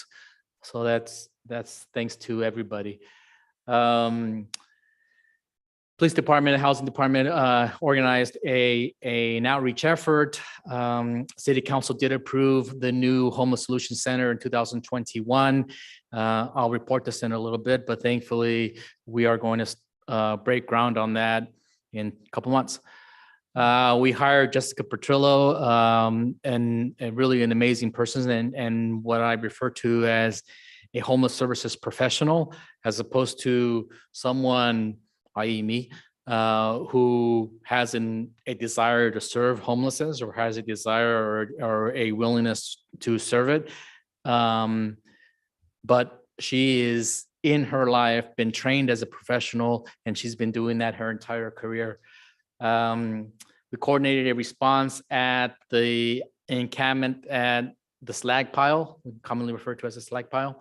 Again, in partnership with everybody, I think. And maybe around 80 people that were there off and on, depending on the day that we went. We're going to report that in a little bit on the success of that effort. So first of all, the encampment response, as I mentioned, the housing department and the police department did engage in an outreach effort that was largely done not necessarily together, but at the same time, with the same idea, with the same intent, and always having worked together. You can see the improvement of, well, the 2020 point in time count had 567 homeless people counted, where 379 of them were unsheltered. Over the course of time, that number has fluctuated, but the significant point of that is that while I don't know for sure, it seems clear that it's attributable to opening of the shelter. And the number that has decreased steadily over time is the unsheltered count, 379, where the number of homeless people have fluctuated at around 600. Most of them had been unsheltered in the past. Mr. Ramirez, and the unsheltered, I watched some of the news out of Los Angeles, and they interview homeless, and some people don't want to be sheltered. I mean, they like what they do. What's the percentage of the unsheltered here in Oxnard that potentially don't want to be in a shelter or? That's a long conversation, Mayor. I don't, honestly, it's not something, first of all, I need to say this, otherwise I'll hate myself later. I don't believe that there is anybody that does not want to be sheltered. I believe that if there is something that they are not accepting, it's because we're not offering the right service. But the answer to your question, I don't really know. There is a lot of there's a lot of reasons why a person doesn't want to go into the homeless shelter. Barrack style living, they want privacy, they want to be with their partner, their spouse, and in our case, we don't allow that. So there's a lot of reasons that they wouldn't want to do that. And for that matter, let's be honest about it. Sometimes the substance, they cannot use substance in the shelter, and sometimes they prefer that. Okay. It's an addiction, admittedly, but nonetheless. Okay. So we also undertook a significant effort in response to the encampment. It says Halico here. That's my mistake. It's really at the slag pile, which is kind of next door. We spent $78,000 in HUD-based grant funds to clean up the site. Approximately 80 people at the encampment at that contaminated site. You can see the list of partners that are there. And again, every single city department, a lot of nonprofits in the county and et cetera. At the end of the day, on the day that we went to abate the debris, to clean up the encampment, everybody that was there had been relocated. We had absolutely zero arrests. The police department removed no one. They had no obligation to remove people. That is a testament, I think, to the program that Jessica undertook, and for that matter, that the homeless liaison officers and the street outreach team coordinated in the months leading up to that day. Yes, sir. Mr. Ramirez, Councilman Turan, like that question before you continue. Yes, thank you, Mayor. Thank you, Mr. Ramirez, thus far for the presentation. I don't want to interrupt. I just want to ask real quickly of our city manager, city attorney. We have some really important information for the public here. I just want to check that we're mindful of this regarding the comment we just had about Measure M. Are we good on good ground to move forward with this presentation? This is was not a pre-recorded item. Go ahead. I actually brought up the video and it didn't appear to upload correctly. So I don't know that there was a presentation of substance that had Well, been. There was only, I would, there was an introduction, Steve, it was only about a 1 yes, minute it's introduction. 56 seconds long, actually. I don't have it in But front of me, we're- but And only one slide in the middle of the title and the any questions. so slide. this is certainly not a reenactment. No, it's I'll give not. you that. Yes, but this is on me. I wanted this. That's right. Again, this is the number one citywide problem that Very everybody important. complains about all the time. It's connected to so many things we're working on. I wanted this to be an actual presentation, so it's on me. And Mr. City Manager, too, a lot of people are asking, what are we doing for homelessness? And this is a good opportunity for people to understand what we're doing about homelessness. So, Yes, Thank you, Mayor. Mayor, for People the asked that chance. this evening earlier, as you recall. And I would That's note right. that this subject matter and this item are fully described in the posted agenda pursuant to the Brown Act. right. Thank you, Mayor. Thank you very much. And thank you, Mr. City Manager, Mr. Attorney. Go ahead, Emilio. My apologies on the interruption. The Oxnard Navigation Center, we opened in permanently year-round in 2019. We entered into an agreement with Mercy House for that operation. It is a 110-bed emergency shelter and connects the residents, if you will, of the shelter with social services, mental health services, medical support services, employment services, housing, et cetera, at an annual budget of approximately $3 million. Most of which is coming from, well, half of which is coming from non-city sources. Just in the 8-month period, you can see the people that were served, and most importantly, the 77 people that were graduated from the shelter into other destinations. In 2020, we undertook, is a little odd. In 2020, we undertook a new development that is now known as Casa Aliento. Casa Aliento is the former Vagabond Motel that was acquired by the use of home key dollars, which is a federal source that was granted through the state. We were involved in the procurement of the buyer and the eventual operation as a non-congregate shelter on site. I only say we is a little odd because the city does not have any funding in it. We never owned the site. We didn't buy it. We didn't contribute to it. I think I might have presented to you if there was a need, but it turned out that there was not such a need. 70-unit motel, 50 beds of non-congregate shelter, 20 recuperative care beds. Everybody that it's fully occupied right now and is in process of converting from that non-congregate shelter to a permanent supportive housing unit or housing first apartment complex. Gabriel's House, I'm sure everybody knows well. We've had Gabriel's House in the community since 2010. It is an emergency shelter for homeless women and children. We do own the site, and we do lease and operate agreement with Kingdom Center that operates the Gabriel's House there. We are in the middle of bringing forth an substantial modernization of the site. As you can see, in 2020-21, served 41 adults, 9 children, 8 of which were graduated to a permanent destination. This is new, and so far has been an amazing success that we were fortunate enough to be able to undertake and afford without city funding, without funding from the city coffers that came from a grant fund from the federal. We entered into an agreement with the county healthcare agency to provide a level of field service outreach. 1-year contract of almost $800,000. And admittedly, this was the bulk of what we did at Halico in the response to the encampment there. This is why we were able to relocate everybody to a motel or to other sites, and why on day 0, there was no one there to relocate. Field level connection to mental health, medical services, substance abuse, counseling services, all in the field, especially during COVID.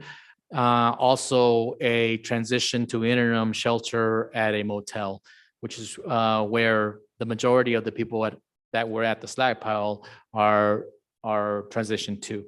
214 people served by outreach. You see 134 motel vouchers.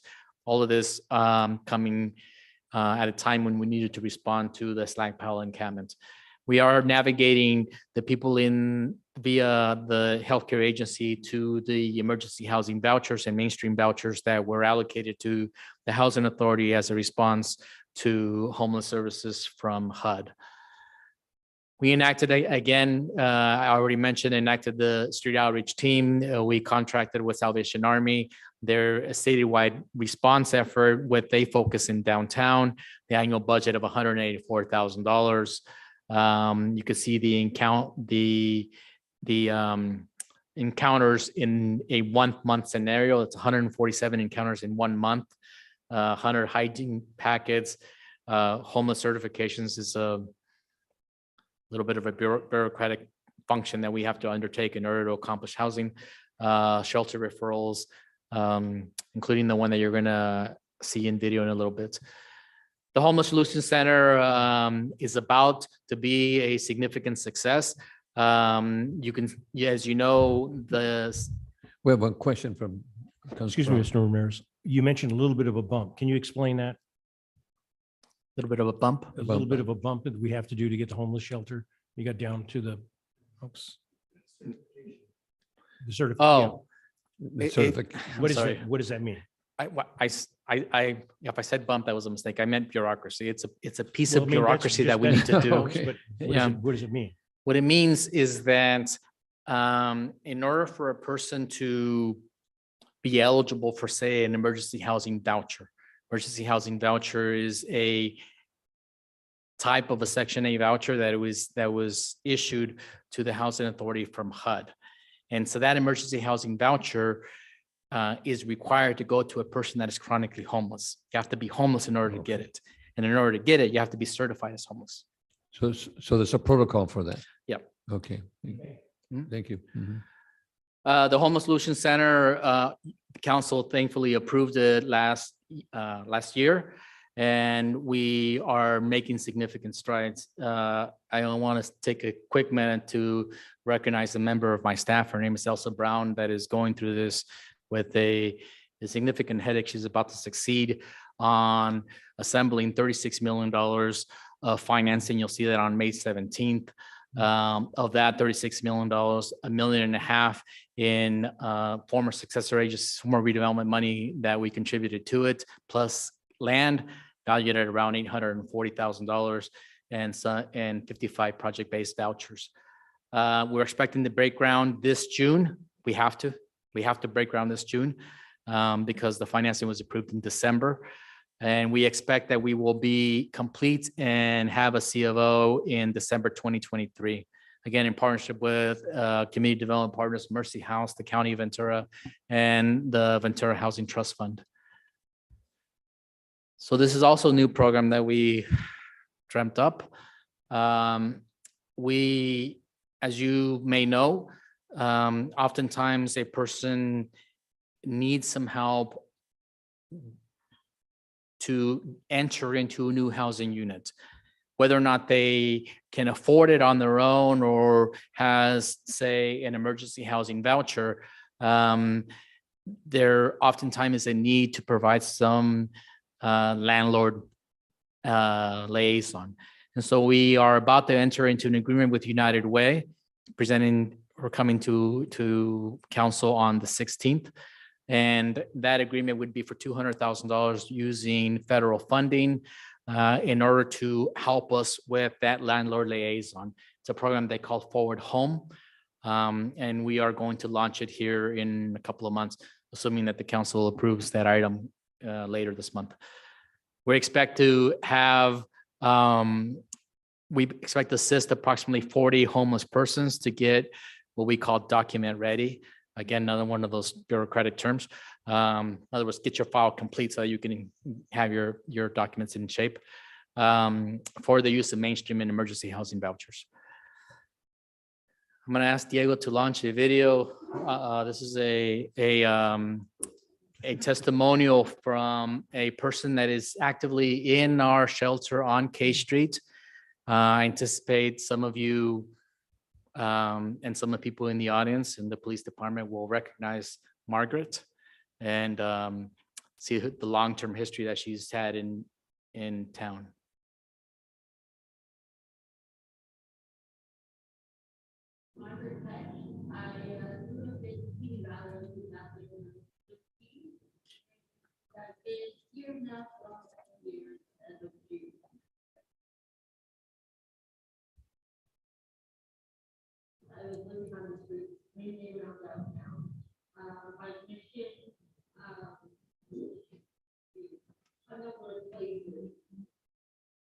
Huh.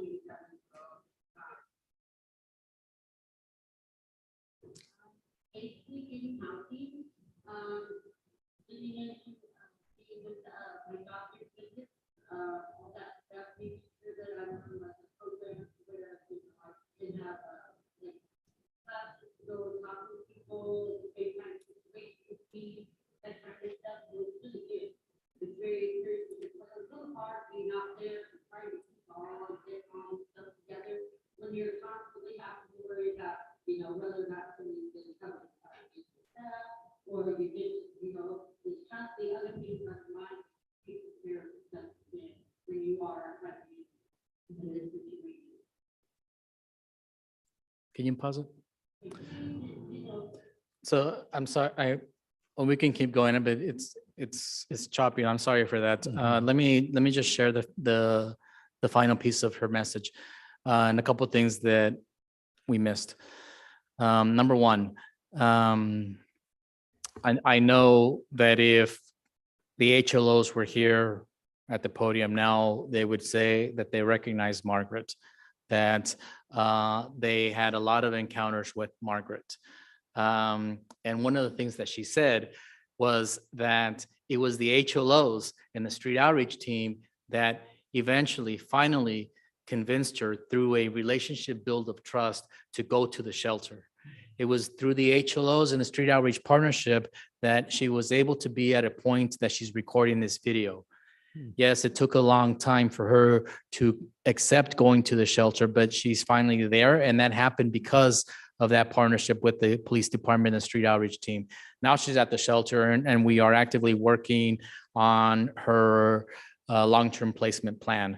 She says that at the end that she is working to become ready to accept housing and in making significant progress in her effort for recovery. Thank you. That's the end of the presentation. I'm happy to answer any questions. Okay, Councilman Tron.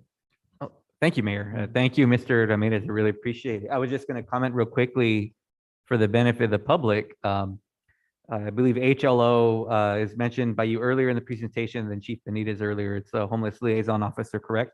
Correct. I'm sorry. That's okay. And it's a specific team within the police department who is tasked with this effort.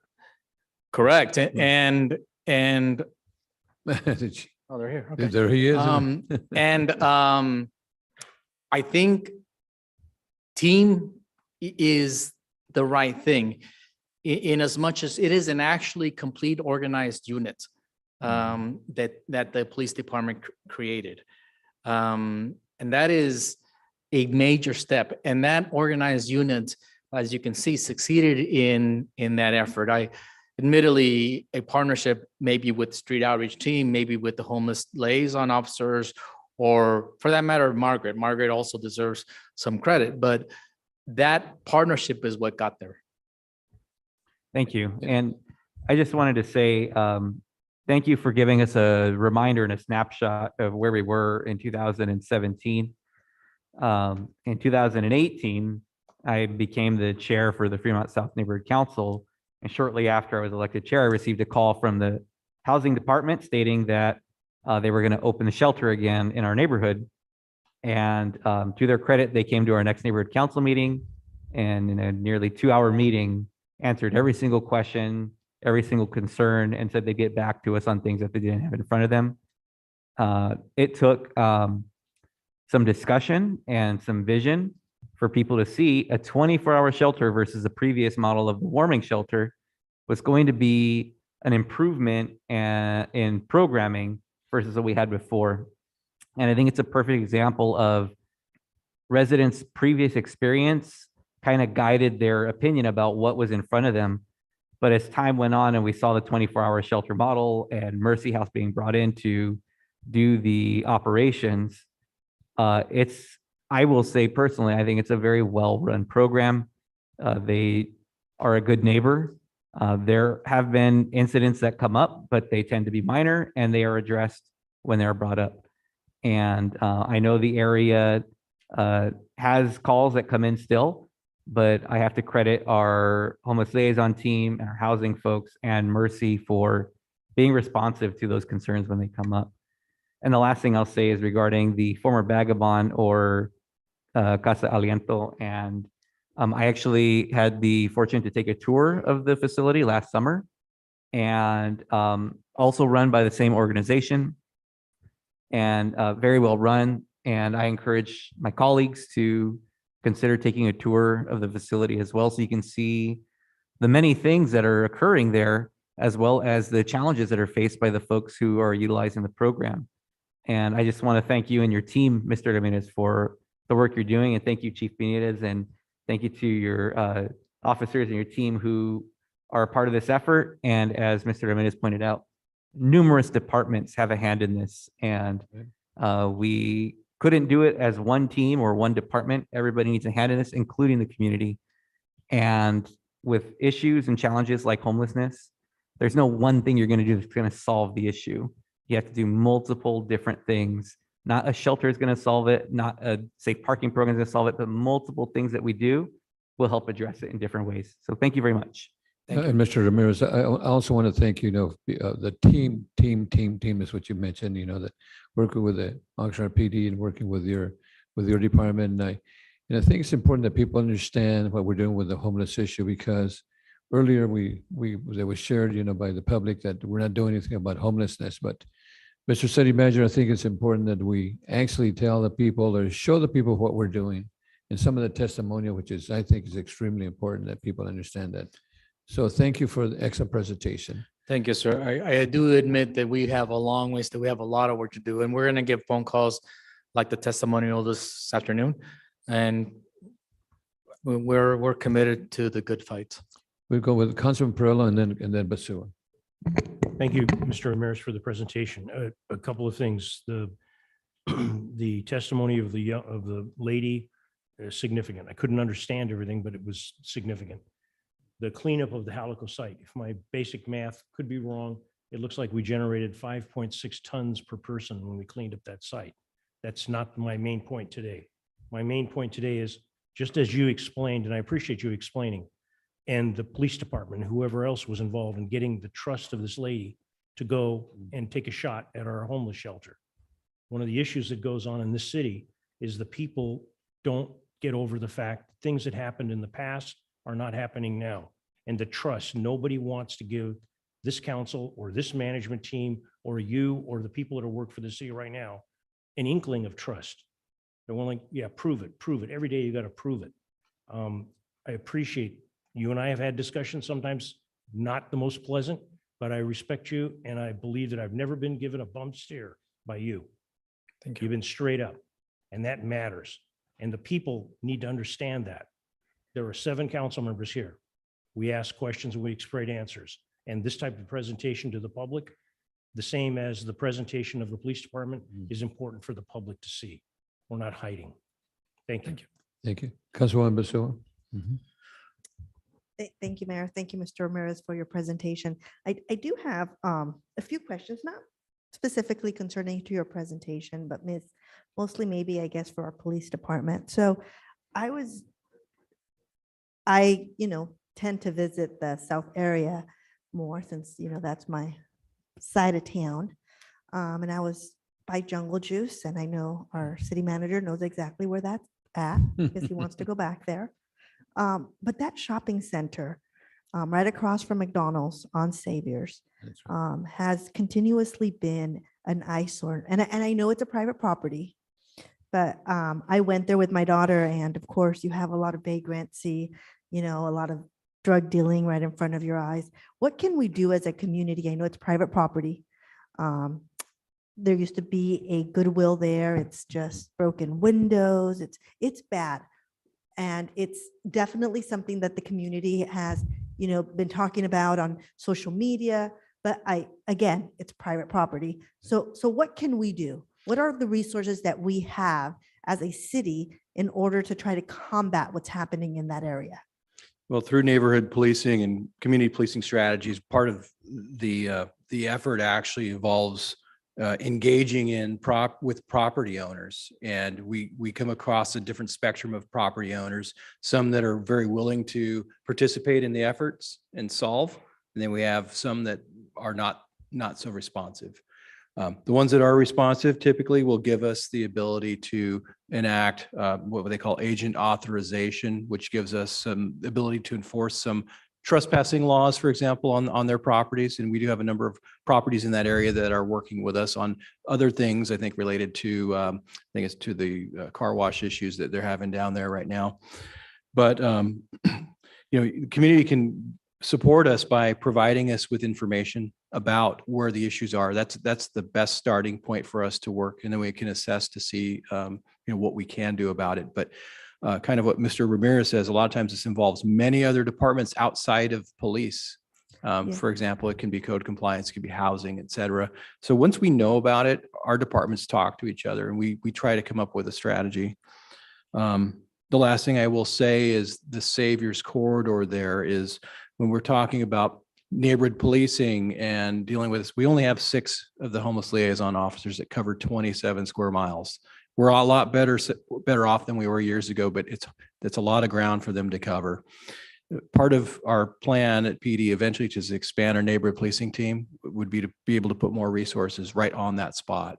And that's some years away, or it's some time away from now, but it's a vision that we have. Yeah, you know, that area, especially on the Saviors Corridor by, you know, the Walmart area, it's extremely sad as a community to see the kind of stuff that goes on there. I don't want to take away from the wonderful job that we're doing in other areas, but it's these areas that we travel on a daily basis. And, you know, I would love to put more resources into South Oxnard. I know I've spoken to Mr. Ramirez about, you know, getting something, a one-stop something out on South Oxnard. It's just, I would like to see a lot more resources down on that Saviors Corridor.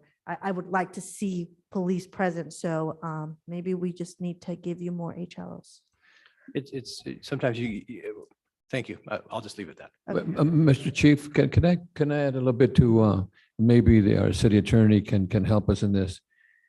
The property owner can potentially be cited for being an attractive nuisance.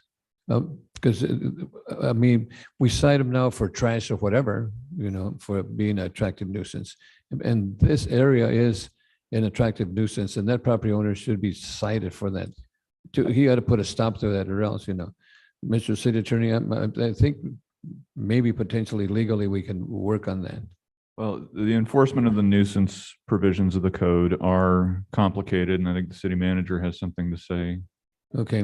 Yes, I understand that sentiment, but that's a really difficult one, because if you look at the property owner or the business owner's perspective, it's very difficult for them to constantly be shooing away homeless folks who are hanging out on their property. It's a very difficult thing for them to do. So I would hate to, I'd hate for us to be penalizing the property owners for that. Yeah. At the same time, we do encourage them to work with us, as the chief has laid out. And we just, if we stay on the path that we're on, we're going to tackle this problem. I understand what you're asking, but this is different from, you know, whether it's graffiti or that they're the business owner or the property owner are the ones who are littering or producing the garbage or the nuisance. But my understanding is they're washing cars, they're doing all kinds of, do they have a business license to do X? Do they have business license to do Y? you know. So that's a different category. But within the property, and that's being allowed. Correct, So correct. there's a lot of, anyway. Right. So but The car wash is a different category though, from Yes, the homeless. So that's the area, what I would call the Ralph's Shopping Center, where we have that going on. But we also have what I would call the Carl's Jr. Pollo Loco That- area, which is, I think, 10 times worse. I would like to see at least a report on what we're trying to do out there. If it's a little bit more patrolling, and maybe engaging the landlord in that area. It's something that I would personally like to see, a little bit more activity on our behalf. We can provide that. We do have activity down there. We have what we have, and it is a significant issue. It's one of those things, just like within the 27 square miles, that we have to repeatedly go after. Yeah, thank you. I appreciate it. Councilman Turan, followed by Councilman Perrella. Thank you, Mayor. I know I already spoke, so thank you for just another additional minute or so. One thing that Councilmember Perrello and Councilwoman Masua have brought up is something that reminded me of when the Casa Aliento was just first implemented, the Carriage Square neighborhood where it is situated. There were responses coming to me as a council member for that district regarding street parking and RVs parking and people working on cars in the street just outside the property on the public street. And in a conversation with Mr. Ramirez and thusly the folks who were operating the property or the program, that was addressed. And I don't think I've told Mr. Ramirez this, but I changed my route home from my full-time day job to go by there every day. And since that initial conversation, there have been little incidents of a car that's there for more than 3 days and then it's gone. But otherwise, the issue that was there that presented when the program first implemented has been corrected by the operator themselves. But that took input from the resident saying, hey, this is unacceptable. What are you going to do about it? And even if there were some legitimate folks who said, I need to park on the street, the operator found a way to allow them to park in the parking lot where they operate the program. And I only bring that up to show that it was a concern of the community, and on partnership with the community and our housing folks and the operator, a solution was found and has been a long-lasting solution. And so I want to commend you and your team for that, and the Mercy House folks, because it's a difficult thing. Folks have cars as possessions and they need to have them somewhere. And so how do we balance that with what folks perceive as their quality of life in their neighborhood? Regarding the Saviors issue, I hope that we can have a similar approach to that issue as well and find a solution that works for many involved, but to the benefit of the whole community. So thank you. Thank you. Thank you. Councilman Perrella, City Manager, you want to share before? Can I? Councilman Perrella? Yes, I would just like to share with the council, the city, in my opinion, is doing a good job if they get the input from the council members. The car washes that were going on where the swap meet was, I was on them like flies, and it's taken care of. The operator of the property made it so no trespassing. I'm on the same thing now. Mr. Automatis is working with the city, with staff. They're trying to get it taken care of. If the council stays on it, things will get done. But by the same token, when we talk about certain areas, I'm kind of getting the feeling like it was mentioned, and I appreciate Mr. Ramirez mentioning that Plaza Park is taken care of. Have we focused, and this is a question, have we focused mainly on a certain area of Oxnard to take care of it and ignored others? I think that we focus on an area where when that focus needs us to focus on it. For example, the encampment at Plaza Park or the encampment at the slag pile. So when the encampment at the slag pile is there and we need to put special attention on it, then yes, we do that. Does that mean that there is not another encampment that's smaller or whatever somewhere else? Yes, there is those things, and we need to then shift to those focuses. But yeah, sometimes we do that. I can admit that, like everything else, the program that we operate, needs more resources, and we simply don't have enough shelter beds. We don't have enough response to be able to do that. So sometimes we have to focus, and we do that sometimes. But I do want to say this. In South Oxnard, first of all, in response to a comment, not necessarily a question, that Councilwoman Basuda mentioned, maybe about a year ago, she asked me to work on a project, which I'm excited to work on. And 2 times I thought I was going to bring forth a site for your consideration, and it just kind of fell through. But we are actively working on that. And that project, while it is going to be, when we do finally bring it, it is going to be a homeless services project. It also will be a community or neighborhood redevelopment site. So it's going to take some piece of land, some property that is suffering from disinvestment, if you will, in South Oxnard, and produce a very nice building, i.e. the second and B site. Very well developed, a lot of money, a lot of investment, and well managed. And so we are working on all of those things. And I do think that the focus on, say, Wanimi corridor that was assigned to me as well, those things need to happen. So sometimes we do focus on areas, and then it says they go there because of the need that happens to be there, not necessarily because we want to ignore another area. Thank you, because my understanding is we get a lot of people coming up to the podium complaining about, at one time it was the downtown property owners and the businesses down there. Every week they would be up here, or every other week. And so there was a tremendous amount of heat generated on that area. But being a council member from a specific district does not prevent me from looking at any other district or where things are going. And if I see something, I can report it. And I do that. With respect to that, has been mentioned tonight that some people are taking different routes back and forth to work and seeing things. That does make a difference. Recently, there is an item near the Tierra Vista neighborhood. That's in the south end of town, east of Saviors Road. And there are some serious issues going on Edding Road. Coming up to the next item on the number of people that are living next to a brand new facility, next to a farm where food is picked for direct consumption with no outdoor bathrooms, no nothing. And I'm told it's in the county. And I'm hoping that we can do something to mobilize somebody to get a hold of the county to do something, because there is no way, in my opinion, that should be allowed in anybody's district, not just my district, anybody's district. A neighborhood council should have to complain about that next to the Ocean View School District and everything associated with what's going on in that area. And I do understand homeless people need a place, but the things that transpire are no different than when the Halico site rises to the top, or Plaza Park rises to the top, or tonight Saviors Road. And I do appreciate the public comment, because the individual that said that he'd almost hit people, that has happened to me multiple times, not just in the nighttime, but in the daytime. Thank you. Thank you. Thank you. Okay, Mr. City Manager. Yes, thank you, Mr. Mayor and Council. I hope that the information you received tonight made it clear that we are indeed making incremental progress, but more importantly to me, it's tangible and concrete progress.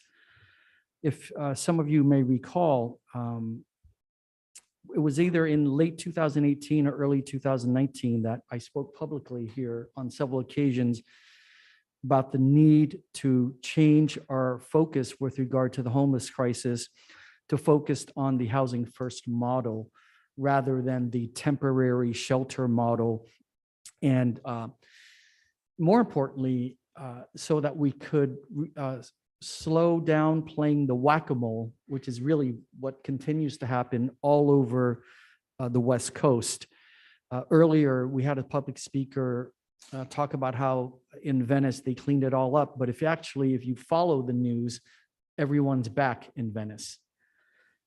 So we understand that at times we have to play whack-a-mole, right? It's necessary. It's necessary because some of the impacts are so grave.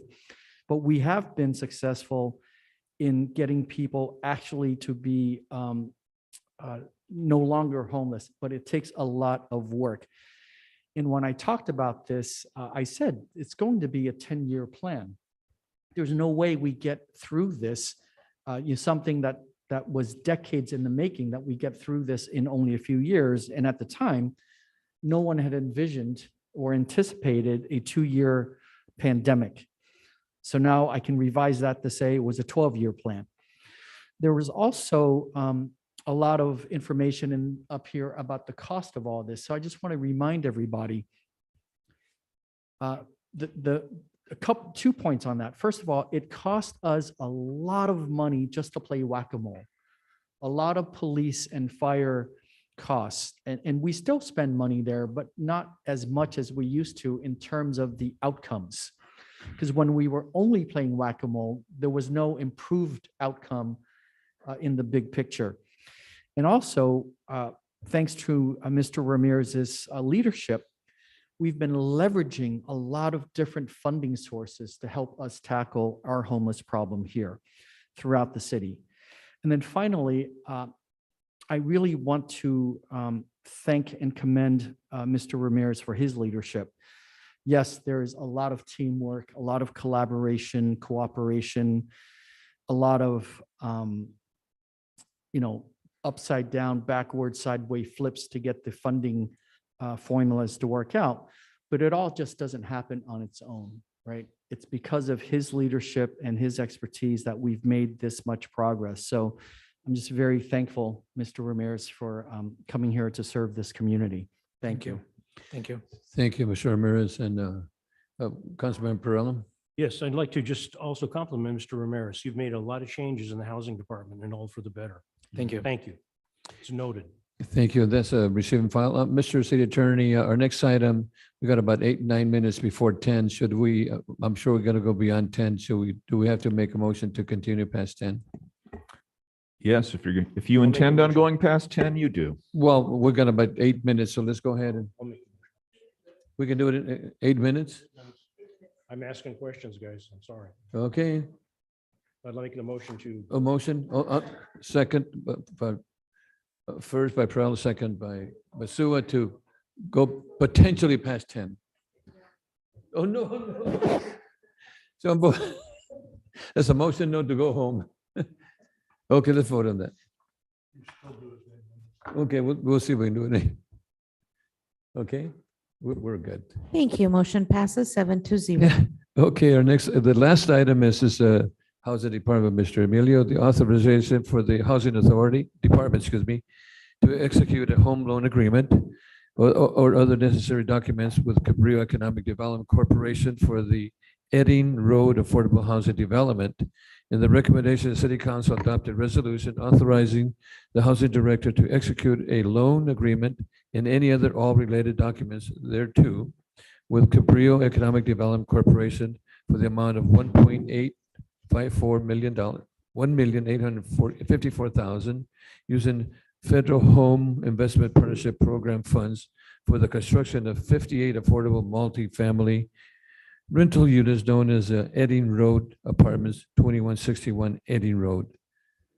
Mr. Emilio, any questions? This was again a Measure M pre-recorded presentation. Do we have any? And we have one speaker, Mackie or Barbara Mackie Ortiz, before we continue.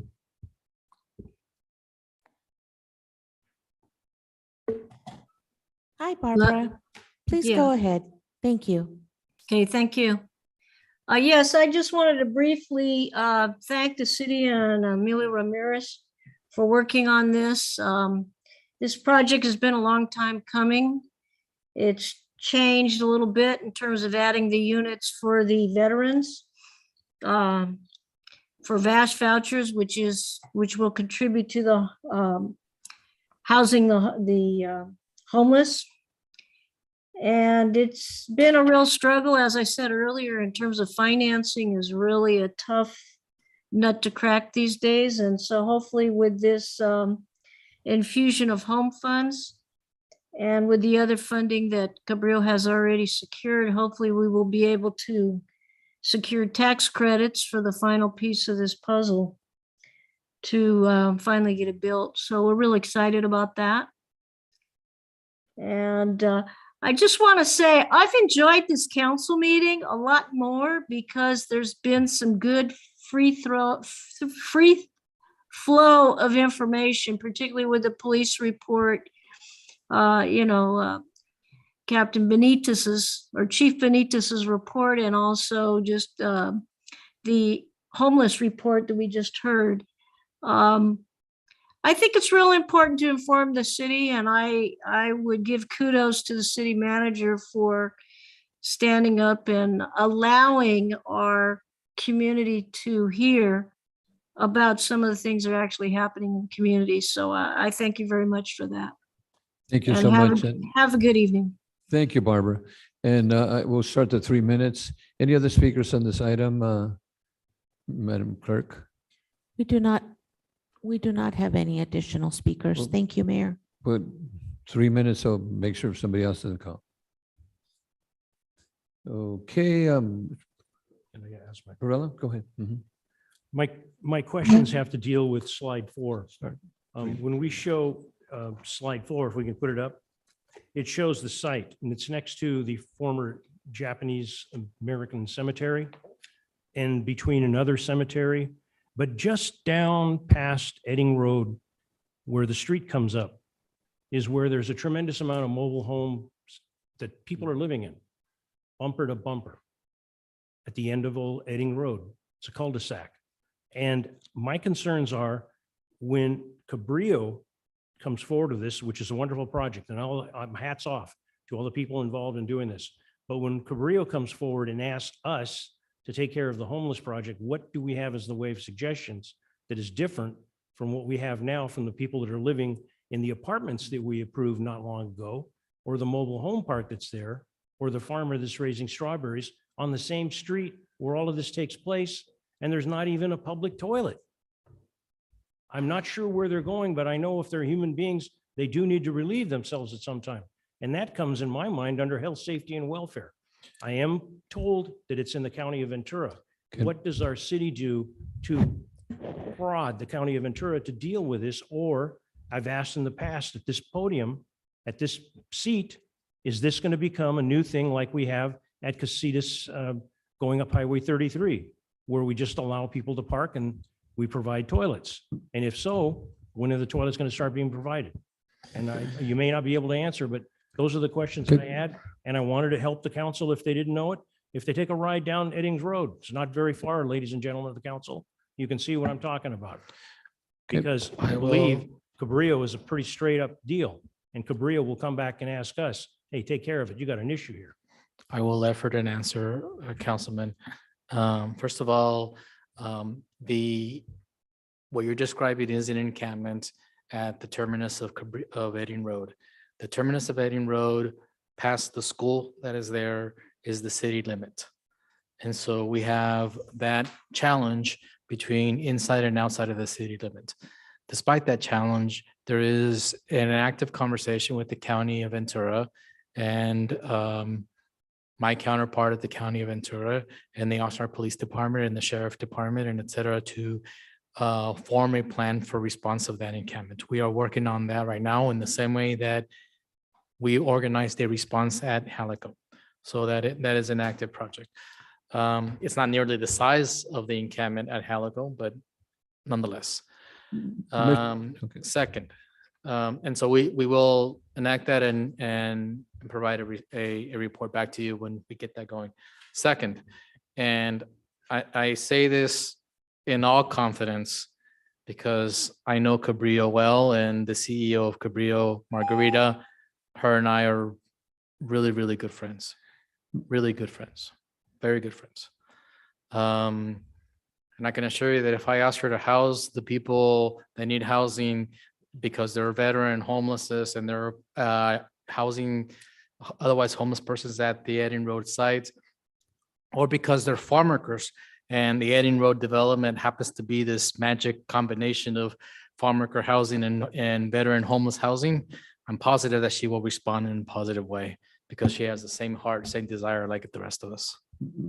Can I appreciate that. Excuse me, Mayor. I appreciate that. And I trust the relationship and trust that the lady would do this. But one thing that continually comes up when people have assets, in this case, vehicles that work, don't work, motorhomes, trailers, and they can't put them on the Cabrillo site, what happens then?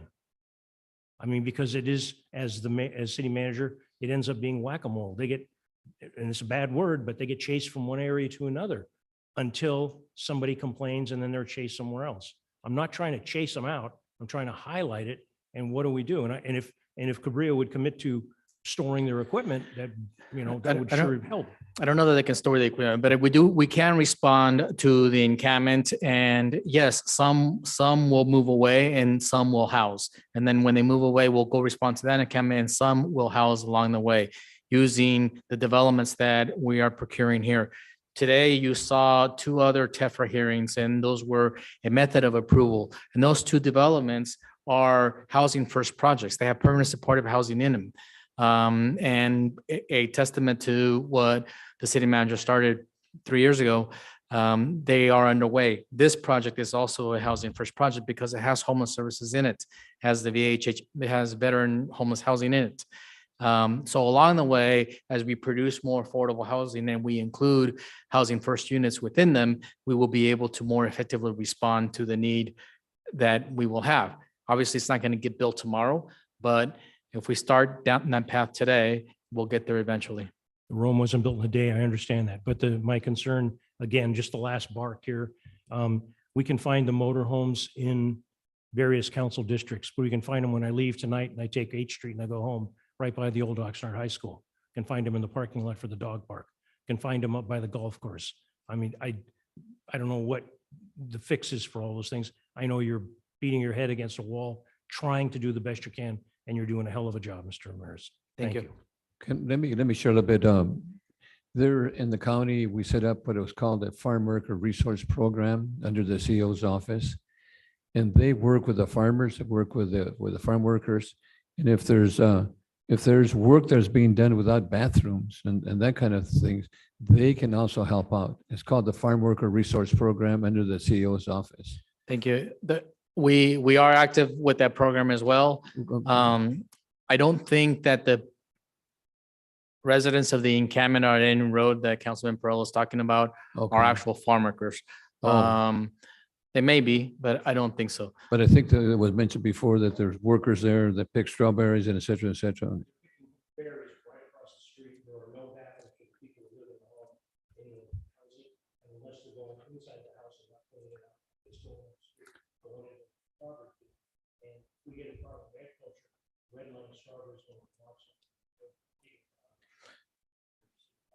I'll engage with, So I'll engage with Councilmember- the county. Councilmember Perrello, you're talking about the people that are in the RVs?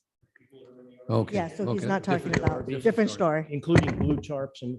Right, plywood so, tarps. so Okay. that's my district and I go there by at least once a week. I try and it's RVs being parked there. Gotcha, okay. So I'll be looking forward to an update. But thank you. Okay, well, thank you. And this, we need a motion, this recommendations that we, okay. First by Mayor Pro Tem, second by Basua. Please vote. Thank